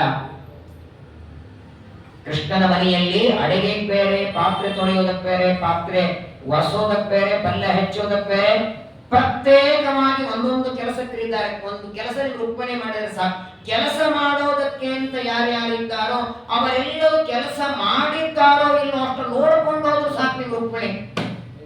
ಓ, ಅದನ್ನು ಮಾಡ್ತಾಳೆ, ಚೆನ್ನಾಗಿ ಮಾಡ್ತಾಳೆ. ಅದು ಬರೇ ಮಾಡೋದಲ್ಲ, ಯಸ್ಯ ಅಪಾಂಗನವ ಮಾತ್ರದ ಊರ್ಜಿತ, ಕಣ್ಣಿನ ಕುಡಿ ನೋಟದಿಂದ ಇಡೀ ಬ್ರಹ್ಮಾಂಡದ ಸೃಷ್ಟಿಯನ್ನು ಮಾಡಬಲ್ಲ ಅವಳು. ಸರಿ, ಅದೆಲ್ಲ ಸರಿ. ನಿಮ್ ಕೃಷ್ಣನ್ ಮನೆ ಎಷ್ಟು? 3 BHK 4 BHK? ಬ್ರಹ್ಮಾಂಡಂ ವರ ಮಂದಿರಂ, 14 ಲೋಕದ ಬ್ರಹ್ಮಾಂಡ ಪುಟ್ಟ ಮನೆ ಕೃಷ್ಣನದು. ಇಷ್ಟೆಲ್ಲ ಮನೆಯಲ್ಲಿ ಕಸ ಗುಡಿಸಿದ್ದಾರೋ ಇಲ್ಲ ನೋಡ್ಬೇಕು, ಒರೆಸಿದ್ದಾರೋ ಇಲ್ಲ ನೋಡ್ಬೇಕು. ಟೀಕಾಕೃತ್ಪಾದರು ಪ್ರಮಾಣ ಪದ್ಧತಿಯಲ್ಲಿ ಹೇಳ್ತಾರೆ, ಸರ್ವತ್ರ ಅನಾಲೋಚನೆ ಸರ್ವ ವಿಷಯ ಜ್ಞಾನಂ ಲಕ್ಷ್ಮೀ ಜ್ಞಾನಂ ಅಂತಾರೆ. ಅನಂತ ಜೀವರಾಶಿಗಳು ಏನು ಕೆಲಸ ಮಾಡ್ತಾರೆ ಕೂತಲ್ಲಿ ನೋಡುತ್ತಾಳೆ. ಯಾರು ಮಲಗಿದ್ದಾರೆ, ಯಾರು ಎದ್ದಾರೆ, ಯಾರು ಯಾವಾಗ ಹೋಗಿದ್ದಾರೆ, ಎಲ್ಲಿ ಬಂದಿದ್ದಾರೆ, 8 ದಿನದ 10 ದಿನದ ಪ್ರವಚನದಲ್ಲಿ ಎಷ್ಟು ದಿನ ಪ್ರವಚನ ಬಂದಿದ್ದಾರೆ ಎಲ್ಲ ನೋಡುತ್ತಾಳೆ ಲಕ್ಷ್ಮೀ ದೇವಿ ಅಲ್ವಾ? ಸರ್ವಜ್ಞಳು ನೋಡಿ, ದೇಶ ಕಾಲದಲ್ಲಿ ದೇವರಿಗೆ ಸಮಾನಳು, ಗುಣದಲ್ಲಿ ದೇವರಿಗಿಂತ ಕಡಿಮೆ, ಆದರೆ ವಾಯುದೇವರಿಗಿಂತ ಬ್ರಹ್ಮದೇವರಿಗಿಂತ ಅನಂತ ಗುಣದಿಂದ ಪರಿಪೂರ್ಣನಾದವಳು. ಕೃಷ್ಣನ ಬಳಗದವರಂತಾರೆ, ರುಕ್ಮಿಣಿ ಏನ್ ಕೆಲಸ ಮಾಡೋದು ಬೇಡ, ಮನೆಗೆ ಅತಿಥಿಗಳು ಯಾರಾದ್ರೂ ಬಂದಾಗ ನೀರು ಬೇಕಾ, ಏನಾದ್ರೂ ಹಾಲು ಕುಡಿತೀರಾ ಅಂತ ಕೇಳಬೇಕು, ಅಷ್ಟಾದ್ರೂ ರುಕ್ಮಿಣಿ ಮಾಡಬೇಕಲ್ಲ. ಅಯ್ಯೋ, ಅಷ್ಟು ಮಾಡ್ತಾಳೆ, ಚಿಂತೆ ಇಲ್ಲ. ಅಲ್ಲ, ನಿಮ್ಮ ಕೃಷ್ಣನ ಮನೆಗೆ ಎಷ್ಟು ಜನ ಬರ್ತಾರೋ ಏನೋ, ಅಷ್ಟು ಜನ ಬಂದವರಿಗೆಲ್ಲ ಹಾಲು ಬೇಕಾ, ಹಾಲು ಬೇಕಾದ್ರೆ ಎಷ್ಟು ಲೀಟರ್ ಹಾಲು ತರಿಸ್ತೀರಿ ಮನೆಗೆ? ಏನೋ 150 ಜನ ಬರ್ತಾರೆ ಅಂದ್ರೆ ಒಂದು 10 ಲೀಟರ್ ತರಿಸಬಹುದು.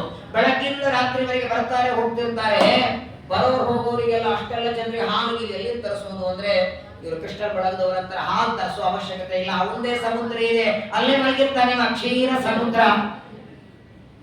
ಹಾಲಿಂದು ಮೊಸರು, ಜೇನುತುಪ್ಪ, ಸಿಹಿ ನೀರು, ಸಪ್ತ ಸಾಗರದ ಒಡೆಯ ಬಕೆಟ್ ತುಂಬಿಕೊಂಡು ಬರೋದಷ್ಟೇ ಕೆಲಸ. ಸರಿ, ನಮ್ಮ ರುಕ್ಮಿಣಿಗೆ ಬಂಗಾರ ಎಷ್ಟಾಗ್ತೀರಿ? 100 ಯೋಜನದ ಸಮಗ್ರ ದೊಡ್ಡದಾದಂತಹ ಬಂಗಾರದ ಮೇರು ಪರ್ವತ, ಅದನ್ನೇ ಬೇಕಾದ್ರೆ ರುಕ್ಮಿಣಿ ಹೆಸರಲ್ಲೇ ಮಾಡ್ತೇವೆ ಅಂದ್ರೆ ಅಧಿರಾಜರು ರುಕ್ಮಿಣೇಶ್ ವಿಜಯದಲ್ಲಿ ತುಂಬಾ ಚೆನ್ನಾಗಿ ಹೇಳ್ತಾರೆ. ಇವತ್ತಿನ ಜನಾಂಗದಲ್ಲಿ ಯಾವ ರೀತಿ ಇವತ್ತು ಈಗ ಹೆಂಗಾಗ್ಬಿಟ್ಟಿದೆ ಅಂದ್ರೆ, ಮೊದಲನೇದು ಆ ಹುಡುಗ ಹುಡುಗಿ ಒಂದ್ ಸ್ವಲ್ಪ ದಿನ ಹಿಂದೆ ಇತ್ತು, ಹುಡುಗಿಯನ್ನ ನೋಡ್ಲಿಕ್ಕೆ ಹೋಗ್ತಿದ್ರು ಹುಡುಗನ ಕಡೆಯವರು, ಏನಮ್ಮ ಅಡಿಗೆ ಮಾಡ್ಲಿಕ್ಕೆ ಬರತ್ತಾ ಏನೋ ಕೇಳ್ತಾರಲ್ಲ, ಹಾಡು ಹೇಳಿ ಅದೇನ್ ತಗೊಂಡು ಏನ್ ಕೇಳೋದು, ಇಡೀ ಆಯುಷ್ ಹಾಡು ಹೇಳ್ಕೊಂಡು ಕೊಡ್ತೀರಾ? ಹಾಡ ಬರತ್ತೋ ಇಲ್ಲೋ ಅಂತ ಕೇಳಬೇಡಿ, ಅಡಿಗೆ ಮಾಡ್ಲಿಕ್ಕೆ ಬರತ್ತೋ ಇಲ್ಲೋ ಅಂತ ಕೇಳಬೇಡಿ. ಇವಾಗ ಕೇಳಬೇಕಾದದ್ದು ಒಂದೇ ಪ್ರಶ್ನೆ, ಮದುವೆ ಮಾಡ್ಕೊಂಡು ಬಂದ ಮೇಲೆ ನಮ್ಮ ಮಗನನ್ನು ನಮ್ಮಿಂದ ದೂರ ಮಾಡಲ್ಲಮ್ಮ. ಬಸ್ ಆಡಬೇಡ, ಕೋಲ್ಬೇಡ, ಏನು ಬೇಡ. ಮದುವೆ ಮಾಡ್ಕೊಂಡು ನಮ್ಮ ಮನೆ ಬೇರೆ ಮಾಡಿ ತಂದೆ ಇದ್ರು ಬೇಕಾದಷ್ಟು ಆಯ್ತು. ಈಗ ವಿಶೇಷವಾಗಿ ಅದನ್ನೆಲ್ಲ ಪರಮಾತ್ಮ ರುಕ್ಮಿಣಿ ಮಾಡಿ ತೋರಿಸ್ತಾರೆ. ವಸಿಷ್ಠರನ್ನು ಕರೆದಿದ್ದಾರೆ, ಪೌರೋಹಿತ್ಯ ಪ್ರಾರಂಭವಾಗಿದೆ.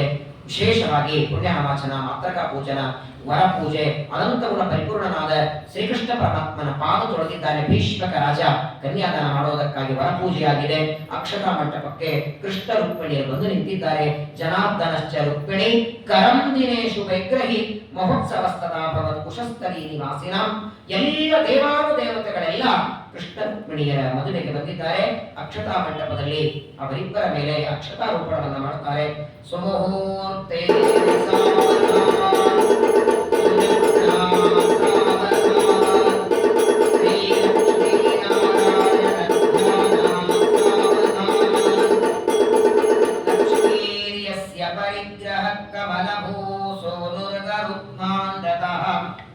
ಪೌತ್ರಶ್ಚಂದ್ರ ವಿಭೂಷಣಃ ಸುರಗುರು ಶೇಷಶ್ಚ ಶಯ್ಯಾಸನಃ ಬ್ರಹ್ಮಾಂಡಂ ವರಮಂದಿರಂ ಸುರಗಣಾ ಯಸ್ಯ ಪ್ರಭೋ ಸೇವಕಾಃ ಸತ್ರೈಲೋಕ್ಯ ಕುಟುಂಬ ಪಾಲನ ಪರಾ ಕುರ್ಯಾದ್ವಯೋರ್ಮಂಗಲಂ ಸುಮುಹೂರ್ತೆ ಸಾವಧಾನ್ ಸುಲಗ್ನ ಸಾವಧಾನ್ ಶ್ರೀಲಕ್ಷ್ಮೀನಾರಾಯಣ ಧ್ಯಾನ ಸಾವಧಾನ್ ಬ್ರಹ್ಮಾ ವಾಯು ಗಿರೀಶ ಶೇಷ ಗರುಡ ದೇವೇಂದ್ರ ಕಾಮೋ ಗುರು ಚಂದ್ರಾರ್ಕೌ ವರುಣಾನಲೌ ಮನುಯಮೌ ವಿದ್ವೇಷ ವಿಘ್ನೇಶ್ವರೌ ನಾಸತ್ಯೌ ನಿರುತಿರ್ಮರುದ್ಗಣಯುತಾ ಪರ್ಜನ್ಯ ಮಿತ್ರಾದಯಃ ಸಸ್ತ್ರೀಕಾಸುರಪುಂಗವಾ ಪ್ರತಿದಿನಂ ಕುರ್ಯಾದ್ವಯೋರ್ಮಂಗಲಂ ಸುಮುಹೂರ್ತೆ ಸಾವಧಾನ್ ಸುಲಗ್ನ ಸಾವಧಾನ್ ಶ್ರೀಲಕ್ಷ್ಮೀನಾರಾಯಣ ಧ್ಯಾನ ಸಾವಧಾನ್ ಯೋ ದೇವೋ ಭುವಿ ವರ್ತತೆ ಕಲಿಯುಗೆ ವೈಕುಂಠಲೋಕಸ್ಥಿತೋ ಭಕ್ತಾನಾಂ ಪರಿಪಾಲನಾಯ ಸತತಂ ಕಾರುಣ್ಯವಾರಾಂ ನಿಧಿಃ ಶ್ರೀಶೇಷಾಖ್ಯ ಮಹೇಂದ್ರಮಸ್ತಕಮಣಿ ಭಕ್ತೈಕಚಿಂತಾಮಣಿ ಶ್ರೀಮದ್ವೆಂಕಟಭೂಧರೇಂದ್ರ ರಮಣಃ ಕುರ್ಯಾद्धರಿರ್ಮಂಗಲಂ ಸುಮುಹೂರ್ತೆ ಸಾವಧಾನ್ ಸುಲಗ್ನ ಸಾವಧಾನ್ ಶ್ರೀಲಕ್ಷ್ಮೀನಾರಾಯಣ ಧ್ಯಾನ ಸಾವಧಾನ್ ವೇದಾಶ್ಚೋಪನಿಷದ್ಗಣಾಶ್ಚ ವಿವಿಧಾಂ ಸಾಂಗಾ ಪುರಾಣಾನ್ವಿತಾ ವೇದಾಂತ ಅಭಿಮಂತ್ರ ತಂತ್ರ ಸಹಿತಾ ತರ್ಕಾ ಸ್ಮೃತೀನಾಂ ಗಣಾಃ ಕಾವ್ಯಾಲಂಕೃತಿ ನೀತಿ ನಾಟಕಯುತಾ ಶಬ್ದಾಶ್ಚ ನಾನಾವಿಧಾ ಶ್ರೀ ವಿಷ್ಣೋರ್ಗುಣರಾಶಿ ಕೀರ್ತನ ಪರಾ ಕುರ್ಯಾದ್ವಯೋರ್ಮಂಗಲಂ ಸುಮುಹೂರ್ತೆ ಸಾವಧಾನ್ ಸುಲಗ್ನ ಸಾವಧಾನ್ ಶ್ರೀಲಕ್ಷ್ಮೀನಾರಾಯಣ ಧ್ಯಾನ ಸಾವಧಾನ್ ಆದಿತ್ಯಾದಿ ನವಗ್ರಹ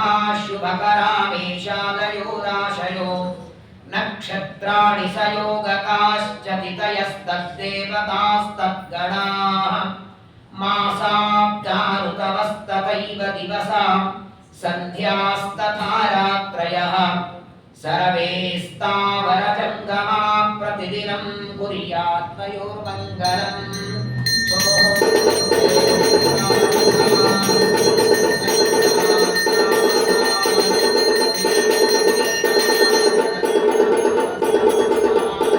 ತದೇವ ಲಗ್ನಂ ಸುದಿನಂ ತದೇವ ತಾರಾಬಲಂ ಚಂದ್ರಬಲಂ ತದೇವ ವಿದ್ಯಾಬಲಂ ದೇವಬಲಂ ತದೇವ ಲಕ್ಷ್ಮೀಪದೇ ತೇಂದ್ರಿಯುಗಂ ಸ್ಮರಾಮಿ ಗೋಪಾಲ ಕೃಷ್ಣ ಭಗವಾನ ಕೀ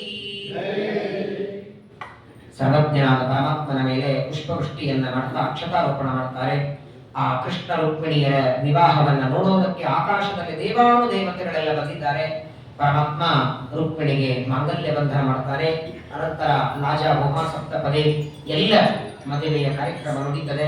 ಭೀಷ್ಮಕ ರಾಜ ಕನ್ಯಾದಾನ ಮಾಡುತ್ತಾನೆ. ಕಣ್ಣೊಳಗೆ ದಳ ದಳ ದಳ ನೀರು. ಎಂತಹ ದೊಡ್ಡ ದಾನ, ಸಕಲ ದಾನಗಳಲ್ಲೇ ದೊಡ್ಡ ದಾನ ಕನ್ಯಾದಾನ. ಅಂಥದ್ದು ಪರಮಾತ್ಮನಿಗೆ ಕನ್ಯಾದಾನ ಮಾಡ್ತಾನೆ. ಮದುವೆಯೆಲ್ಲ ಮುಗಿದ ಮೇಲೆ ಶ್ರೀಕೃಷ್ಣ ಪರಮಾತ್ಮ ರುಕ್ಮಿಣಿಯನ್ನ ಕರ್ಕೊಂಡು ಮತ್ತೆ ದ್ವಾರಕಾಪಟ್ಟಣಕ್ಕೆ ಬಂದ. ಆ ಮದುವೆ ಮಾಡಿಕೊಂಡ ಜಾಗ ಅದೇ ಕರ್ಕೊಂಡು ಬಂದು ದ್ವಾರಕೆಗೆ ಬಂದು ನಿಶ್ಚಿತಾರ್ಥ ಮುಗಿಸಿ ಮತ್ತೆ ವಿವಾಹ ಮಾಡಿಕೊಳ್ತಾನೆ. ಮೊದಲನೇದ್ದು ರುಕ್ಮಿಣಿ, ಎರಡನೇದ್ದು ಸತ್ಯಭಾಮ. ನೋಡಿ, ಶ್ರೀಮದಾಚಾರ್ಯರು ತತ್ವ ನಿರ್ಣಯದಲ್ಲಿ ಹೇಳ್ತಾರೆ, 16,108 ಜನರಲ್ಲಿ 3 ಭಾಗ ಇದೆ. ಸಾಕ್ಷಾತ್ ಲಕ್ಷ್ಮಿ ಬೇರೆ, ಅಂಶ ಬೇರೆ, ಆವೇಶ ಬೇರೆ. 3 ಭಾಗ. ಸಾಕ್ಷಾತ್ ಲಕ್ಷ್ಮಿ ರುಕ್ಮಿಣಿ ಸತ್ಯಭಾಮ. ಜಾಂಬವತಿ ನೀಲಭದ್ರಿ ಭದ್ರ ಕಾಲಿಂದ ಮಿತ್ರವಿಂದ ಲಕ್ಷಣ ಇವರ ಅಂಶವು. 16,100 ಜನರಲ್ಲಿ ಆವೇಶ. ಹಾಗಾಗಿ ತಾರತಮ್ಯದಲ್ಲಿ ಈ 7 ಜನ ಸಪ್ತ ಮಹಿಷಿಯರು ಗರುಡ ಶೇಷ ರುದ್ರರ ನಂತರದಲ್ಲಿ ಬರ್ತಾರೆ. ಗರುಡ ಶೇಷ ರುದ್ರರ ನಂತರದಲ್ಲಿ ಸೌಪರ್ಣಿ ಪಾರ್ವತಿಯರಿಗಿಂತ ಮೇಲೆ. ಮೇಲ್ಗಡೆ ಬರಲ್ಲ, ಲಕ್ಷ್ಮೀದೇವಿ ಸ್ಥಾನದಲ್ಲಿ ಬರಲ್ಲ, ಅಂಶ ಮಾತ್ರ ಇದ್ದದ್ದರಿಂದ ಹಾಗೆ ಪರಮಾತ್ಮ ವಿವಾಹ ಮಾಡ್ಕೊಳ್ತಾನೆ. ರುಕ್ಮಿಣಿಯ ಮದುವೆ ಆದ ಮೇಲೆ ಎರಡನೆಯದು ಸತ್ಯಭಾಮಾದೇವಿಯ ವಿವಾಹ. ಸತ್ಯಭಾಮಾದೇವಿ ಇವಳು ಸತ್ರಾಜಿತ ರಾಜನ ಮಗಳು. ಈ ಸತ್ರಾಜಿತ ರಾಜ ಸೂರ್ಯಾಂತರ್ಗತ ನಾರಾಯಣನ ಉಪಾಸನೆ ಮಾಡುತ್ತಾನೆ, ಪ್ರತಿನಿತ್ಯ ಉಪಾಸನೆ ಮಾಡ್ತಿದ್ದ. ಆ ಪರಮಾತ್ಮ ಸೂರ್ಯಾಂತರ್ಗತನಾದ ಭಗವಂತ ಒಂದು ಮಣಿ ಕೊಟ್ಟಿರ್ತಾರೆ, ಸ್ಯಮಂತಕ ಅಂತ ಮಣಿ. ಆ ಮಣಿ ಪ್ರತಿನಿತ್ಯದಲ್ಲಿ 8 ಭಾರದಷ್ಟು ಬಂಗಾರ ಕೊಡ್ತದಂತೆ. 8 ಭಾರ ಅಂದ್ರೆ ಇವತ್ತಿನ ಲೆಕ್ಕದ ಪ್ರಕಾರ 24 ತೊಲೆ. 24 ತೊಲೆ ಎಷ್ಟು ಬಂಗಾರ ಕೊಡುತ್ತದೆ. ಆ ಮಣಿ ಎಲ್ಲಿದೆಯೋ ಅಲ್ಲಿ ಆಯುಷ್ಯ, ಆರೋಗ್ಯ, ಸೌಭಾಗ್ಯ, ಮರಣ ಇಲ್ಲ, ದಾರಿದ್ರ್ಯ ಇಲ್ಲ. ಅಂತಹ ಒಂದು ದಿವ್ಯವಾದ ಮಣಿಯನ್ನ ಸೂರ್ಯನ ಉಪಾಸನೆ ಮಾಡಿ ತಂದಿರ್ತಾನೆ. ಒಂದಿನ ಕೊರಳಲ್ಲಿ ಆ ಮಣಿಯನ್ನು ಹಾಕೊಂಡು ಸಭಾ ಮಂಟಪಕ್ಕೆ ಬರ್ತಾನೆ. ಎಲ್ಲರ ದೃಷ್ಟಿ ಬೀಳುತ್ತದೆ ಮಣಿ ಮೇಲೆ, ಚಕ ಚಕ ಚಕ ಹೊಡಿತದೆ. ಎಲ್ಲರೂ ಕೇಳ್ತಾರೆ, ಸತ್ರಾಜಿತನಿಗೆ ಎಲ್ಲಿಂದ ತಂದಿ ಮಣಿ? ಎಲ್ಲರೂ ಮಣಿ ಬಗ್ಗೆ ಮಾತಾಡುವಾಗ ಕೃಷ್ಣ ಪರಮಾತ್ಮ ಬಂದು, ತುಂಬಾ ಚೆನ್ನಾಗಿದೆ ಮಣಿ, ನನಗೆ ಕೊಡು ಅಂತ ಪರಮಾತ್ಮ ಬೇಡ್ತಾನೆ. ಕೃಷ್ಣ ಯಾಚನೆ ಮಾಡ್ತಾನೆ, ಸತ್ರಾಜಿತ ರಾಜ ಕೊಡೋದಿಲ್ಲ ಅಂದ. ಮಾರನೇ ದಿನ ಈ ಮಣಿ ಹಾಕೊಂಡು ಅಂದ್ರೆ ಎಲ್ಲರೂ ಅಪೇಕ್ಷೆ ಪಡ್ತಾರೆ ಅಂತ ಮಣಿಯನ್ನ ತೆಗೆದು ದೇವರ ಮನೆ ಪೆಟ್ಟಿಗೆ ಮೇಲೆ ಇಟ್ಟ. ಅನೇಕ ಮಾಡಿ ಅಲ್ಲಿ ಇಟ್ಟು ಹೊರಗೆ ಬರ್ತಾನೆ. ಅವನ ತಮ್ಮ ಪ್ರಸೇನಜಿತ ದೇವರ ಮನೆ ಒಳಗೆ ಹೋದಾಗ ನೋಡ್ತಾನೆ, ಮಣಿ ನೋಡಿದ, ತುಂಬಾ ಚೆನ್ನಾಗಿದೆ ಅಂತ ಕೊರಳಿಗೆ ಹಾಕೊಂಡ. ಕುದುರೆ ಮೇಲೆ ಕೂತು ಹೋಗ್ತಿದ್ದಾನೆ. ಪ್ರಸೇನಜಿತನನ್ನ ಒಂದು ಸಿಂಹ ನೋಡಿ, ಆ ಸಿಂಹ ಪ್ರಸೇನಜಿತನನ್ನ ಕೊಂದು ಅವನ ಕೂತಂತಹ ಕುದುರೆಯನ್ನ ಕೊಂದು ಮಣಿಯನ್ನ ತಗೊಂಡು ಓಡಿ ಹೋಗ್ತಾ ಇದೆ. ಒಂದು ಕರಡಿ ಸಿಂಹವನ್ನ ನೋಡಿತು. ಸಿಂಹನನ್ನ ಕೊಂದು ಆ ಕರಡಿ ಮಣಿಯನ್ನ ತಗೊಂಡು ತನ್ನ ಗುಹೆಗೆ ಬಂದು ಒಂದು ಸಣ್ಣ ಮಗುವಿನ ತೊಟ್ಟಲ ಮೇಲೆ ಮಣಿಯನ್ನ ಕಟ್ಟಿ ಆ ಮಗುವಿಗೆ ಆಡಿಸ್ತಾ ಇರೋದನ್ನ ಆ ಕರಡಿ ಮಾಡ್ತಾ ಇದೆ. ಈ ಕಡೆ ಸತ್ರಾಜಿತ ಮನೆಗೆ ಬಂದು ನೋಡ್ತಾನೆ, ಮನೆಯಲ್ಲಿ ಮಣಿ ಇಲ್ಲ ಅಂದ್ರೆ ಕೃಷ್ಣನೇ ಕದ್ದಿದ್ದಾನೆ ಅಂತ ಅಪವಾದ ಹಾಕಿದ. ನಿನ್ನೆ ದಿವಸ ಬೇಡಿದ್ದ, ನಾನು ಕೊಡ್ಲಿಲ್ಲ ಅಂತ ಕೃಷ್ಣ ಕಳ್ಳತನ ಮಾಡಿದ್ದಾನೆ. ಅದು ಕೂಡ ತುಂಬಿದ ಸಭೆಯೊಳಗೆ ಕೃಷ್ಣನ ಮೇಲೆ ಕಳ್ಳತನದ ಅಪವಾದ ಹಾಕ್ತಾರೆ. ಪರಮಾತ್ಮ ಆ ಮಣಿಯನ್ನ ತರೋದಕ್ಕಾಗಿ ಭಗವಂತ ಹೊರಟ. ಶ್ರೀಕೃಷ್ಣ ಪರಮಾತ್ಮ ಸರ್ವಜ್ಞ, ಸರ್ವೋತ್ತಮ, ಸಕಲರ ಒಳಗಿದ್ದು ಪ್ರೇರಣೆ ಮಾಡುವ ದೇವರಿಗೆ ಆ ಮಣಿ ಹುಡುಕೋದು ಅಸಾಧ್ಯವಾದದ್ದಲ್ಲ. ಆದರೂ ಸಭೆಯೊಳಗೆ ತನಗೆ ಕಳ್ಳತನದ ಅಪವಾದ ಬಂದದ್ದಕ್ಕೆ ಅದನ್ನ ಈ ರೀತಿ ಪರಿಹಾರ ಮಾಡಬೇಕು ಅಂತ ದೇವರು ಆ ಕುದುರೆ ಹೆಜ್ಜೆಗಳನ್ನು ನೋಡ್ತಾ ಹೋಗ್ತಾನೆ. ಕುದುರೆ ಸತ್ತು ಬಿದ್ದಿದೆ, ಮಣಿ ಇಲ್ಲ. ಮುಂದೆ ಹೋಗ್ತಾನೆ, ಪ್ರಸೇನ ಆ ಸಿಂಹ ಸತ್ತು ಬಿದ್ದಿದೆ, ಅಲ್ಲಿ ಮಣಿ ಇಲ್ಲ. ಕರಡಿಯ ಹೆಜ್ಜೆಗಳನ್ನು ನೋಡ್ತಾ ಗುಹೆಗೆ ಬಂದ. ಅಲ್ಲಿವರೆಗೆ ಮಾತ್ರ, ಗುಹೆಗೆ ಬರೋವರೆಗೆ ತನ್ನ ಯಾದವರನ್ನ ಕರ್ಕೊಂಡು ಬರ್ತಾನೆ. ನೀವೆಲ್ಲರೂ ಇಲ್ಲೇ ಇರಿ, ನಾನು ಮಾತ್ರ ಒಳಗೆ ಹೋಗ್ತೇನೆ. ಕೃಷ್ಣ ಪರಮಾತ್ಮ ಒಳಗೆ ಹೋಗ್ತಾನೆ. ಗುಹೆಯಲ್ಲಿ ಹೋಗಿ ಆ ಮಣಿಯನ್ನು ನೋಡ್ತಾನೆ. ಜಾಂಬುವಂತ ಯುದ್ಧಕ್ಕೆ ಬಂದ. ತ್ರೇತಾಯುಗದಲ್ಲಿ ರಾಮನ ಸೇವೆಗೆ ಅವತಾರ ಮಾಡಿದ ಜಾಂಬುವಂತ. ಬ್ರಹ್ಮದೇವರು ಅಂತ ಆಕಳಿಸುವ ಹುಟ್ಟಿದವು ಜಾಂಬುವಂತ. ಗರ್ಭದಿಂದ ಬಂದವ ಅಲ್ಲವನು, 9 ತಿಂಗಳು ಗರ್ಭದಿಂದ ಬಂದವನಲ್ಲ. ಬ್ರಹ್ಮದೇವರು ಆಕಳಿಸುವಾಗ ಅವರ ಬಾಯಿಯಿಂದ ಹುಟ್ಟಿದವ ಅನ್ನೋದಕ್ಕಾಗಿಯೇ 1 ಯುಗ ಆಯುಷ್ಯ ಇತ್ತವನಿಗೆ. ತ್ರೇತಾಯುಗದಲ್ಲಿ ರಾಮನ ಸೇವೆ ಮಾಡಿ ದ್ವಾಪರದಲ್ಲಿ ಕೃಷ್ಣನಿಗೆ ಜಾಂಬವತಿಯನ್ನು ಕೊಟ್ಟು ವಿವಾಹ ಮಾಡೋವರೇ ಬದುಕಿದ್ದ. ಏನ್ ಜಾಂಬುವಂತರ ಸಾಮರ್ಥ್ಯ ರಾಮಾಯಣ ವರ್ಣನ ಮಾಡುತ್ತದೆ. ಆ ಸಂದರ್ಭ ನೋಡಿ, ತ್ರೇತಾಯುಗದ ಜಾಂಬುವಂತ ದ್ವಾಪರ ಯುಗದವರೆಗೆ ಎಷ್ಟು ಹಣ್ಣ ಮುದುಕಾಗಿರ್ಬೇಕು. ಕೃಷ್ಣ ಒಳಗೆ ಬಂದು ಮಣಿ ಕೊಡು ಅಂದ್ರೆ ನನ್ನ ಜೊತೆಗೆ ಯುದ್ಧ ಮಾಡಿ ನನ್ನನ್ನ ಯುದ್ಧದಲ್ಲಿ ಸೋಲಿಸಿ ಮಣಿ ತಗೊಂಡು ಹೋಗುತ್ತಾರೆ. ಯುದ್ಧ ಮಾಡೋದು ಬಿಡಿ, 40-50 ಆದ್ಮೇಲೆ ಬರ್ತೀನಿ ಅಂದ್ರೆ ಯಾತ್ರೆಗೆ, ಅಯ್ಯೋ ನಮ್ಮ ಕಡೆ ಆಗಲ್ಲ, ಚೆಲ್ಲ ಸ್ನಾನ ಆಗಿ ಆಗ್ಬೇಕಲ್ಲ, ವಯಸ್ಸಾಯ್ತು,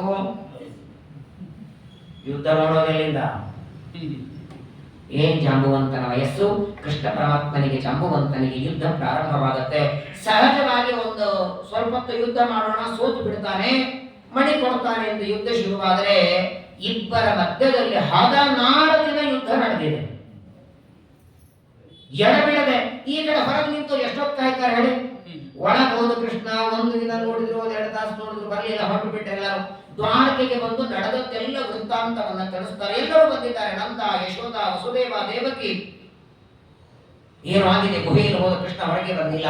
16 ದಿನಗಳವರೆಗೆ ಯುದ್ಧ ಮಾಡಿ ನಂತರ ತನ್ನ ಕೃಷ್ಣ ರಾಮರೂಪ ತೋರಿಸಿದ. ಕೈಯಲ್ಲಿ ಧನುರ್ಬಾಣನಾಗಿ ರಾಮನಾಗಿ ನಿಂತ ಸಾಷ್ಟಾಂಗ ನಮಸ್ಕಾರ ಮಾಡ್ತಾನೆ ಜಾಂಬುವಂತ.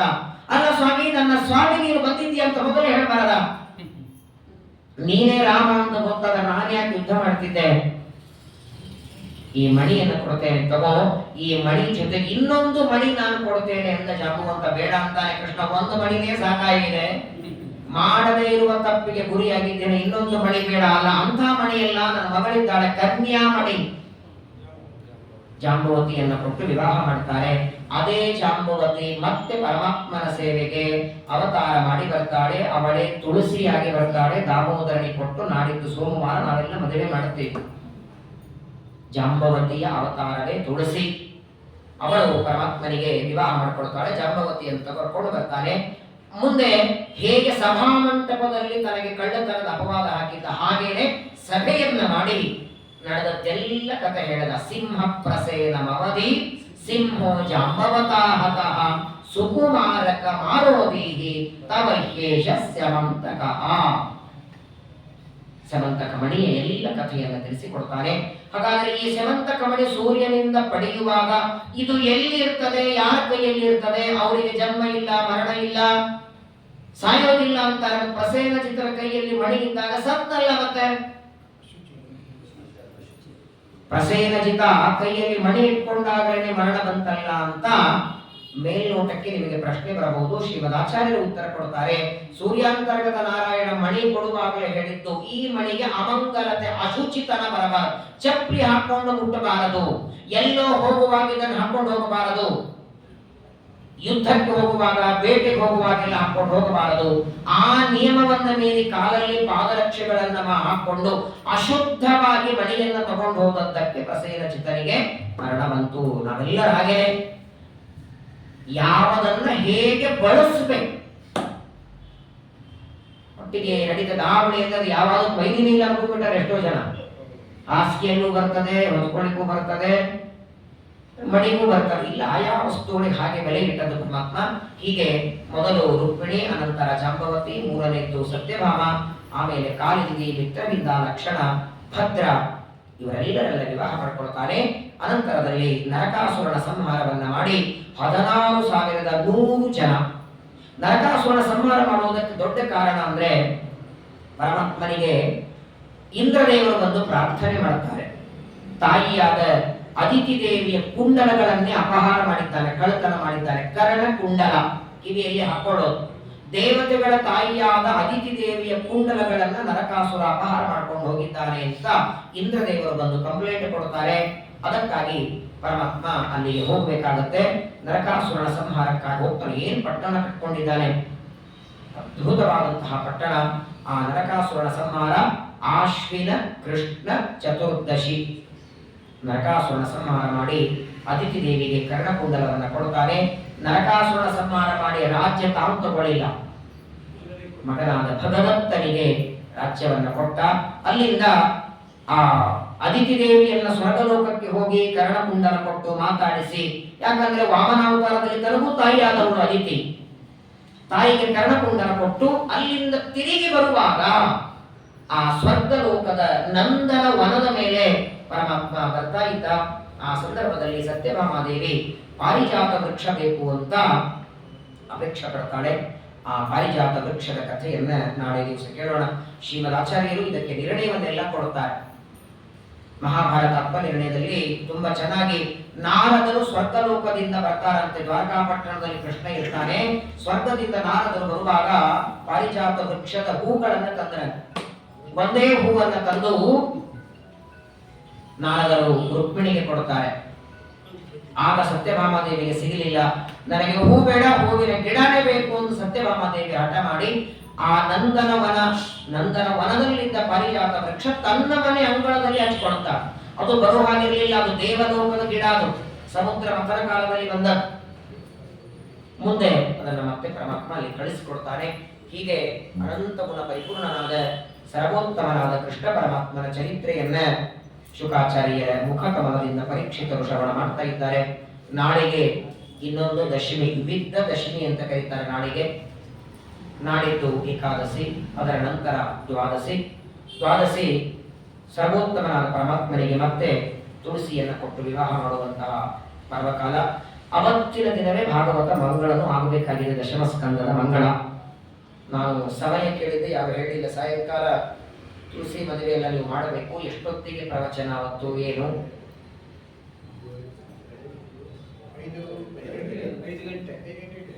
5 ಗಂಟೆಗೆ ಎಲ್ಲರೂ ಬರ್ತೀರಾ? ತುಳಸಿ ವಿವಾಹದ ತಯಾರಿ ಎಲ್ಲ ಆಗ್ಬೇಕಲ್ಲ ಮನೆಯಲ್ಲಿ. ದ್ವಾದಶಿ ಇರುತ್ತೆ, ಪಾರಣೆ ಅಂತೂ ಬೆಳಗ್ಗೆ ಬೇಕಾಗಿರುತ್ತೆ.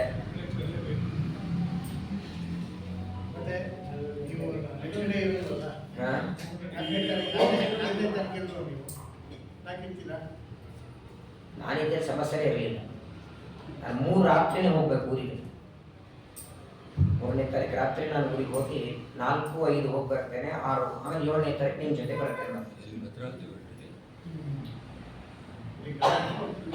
ನೋಡಿ, ಎಲ್ಲರಿಗೂ ಅನುಕೂಲ ಆಗುವ ಒಂದು ಸಮಯ ಹೇಳಿ. ಅವತ್ತಿನ ದಿನ 10:30 ಗಂಟೆ ಮಾಡಿದ್ದೀವಿ. 10:30 ಗಂಟೆ ಮಾಡಿದ್ದೀವಿ. ಊಟ ರೆಡಿ ಇದೆಯಾ? ನನಗೂ ಅನುಕೂಲ.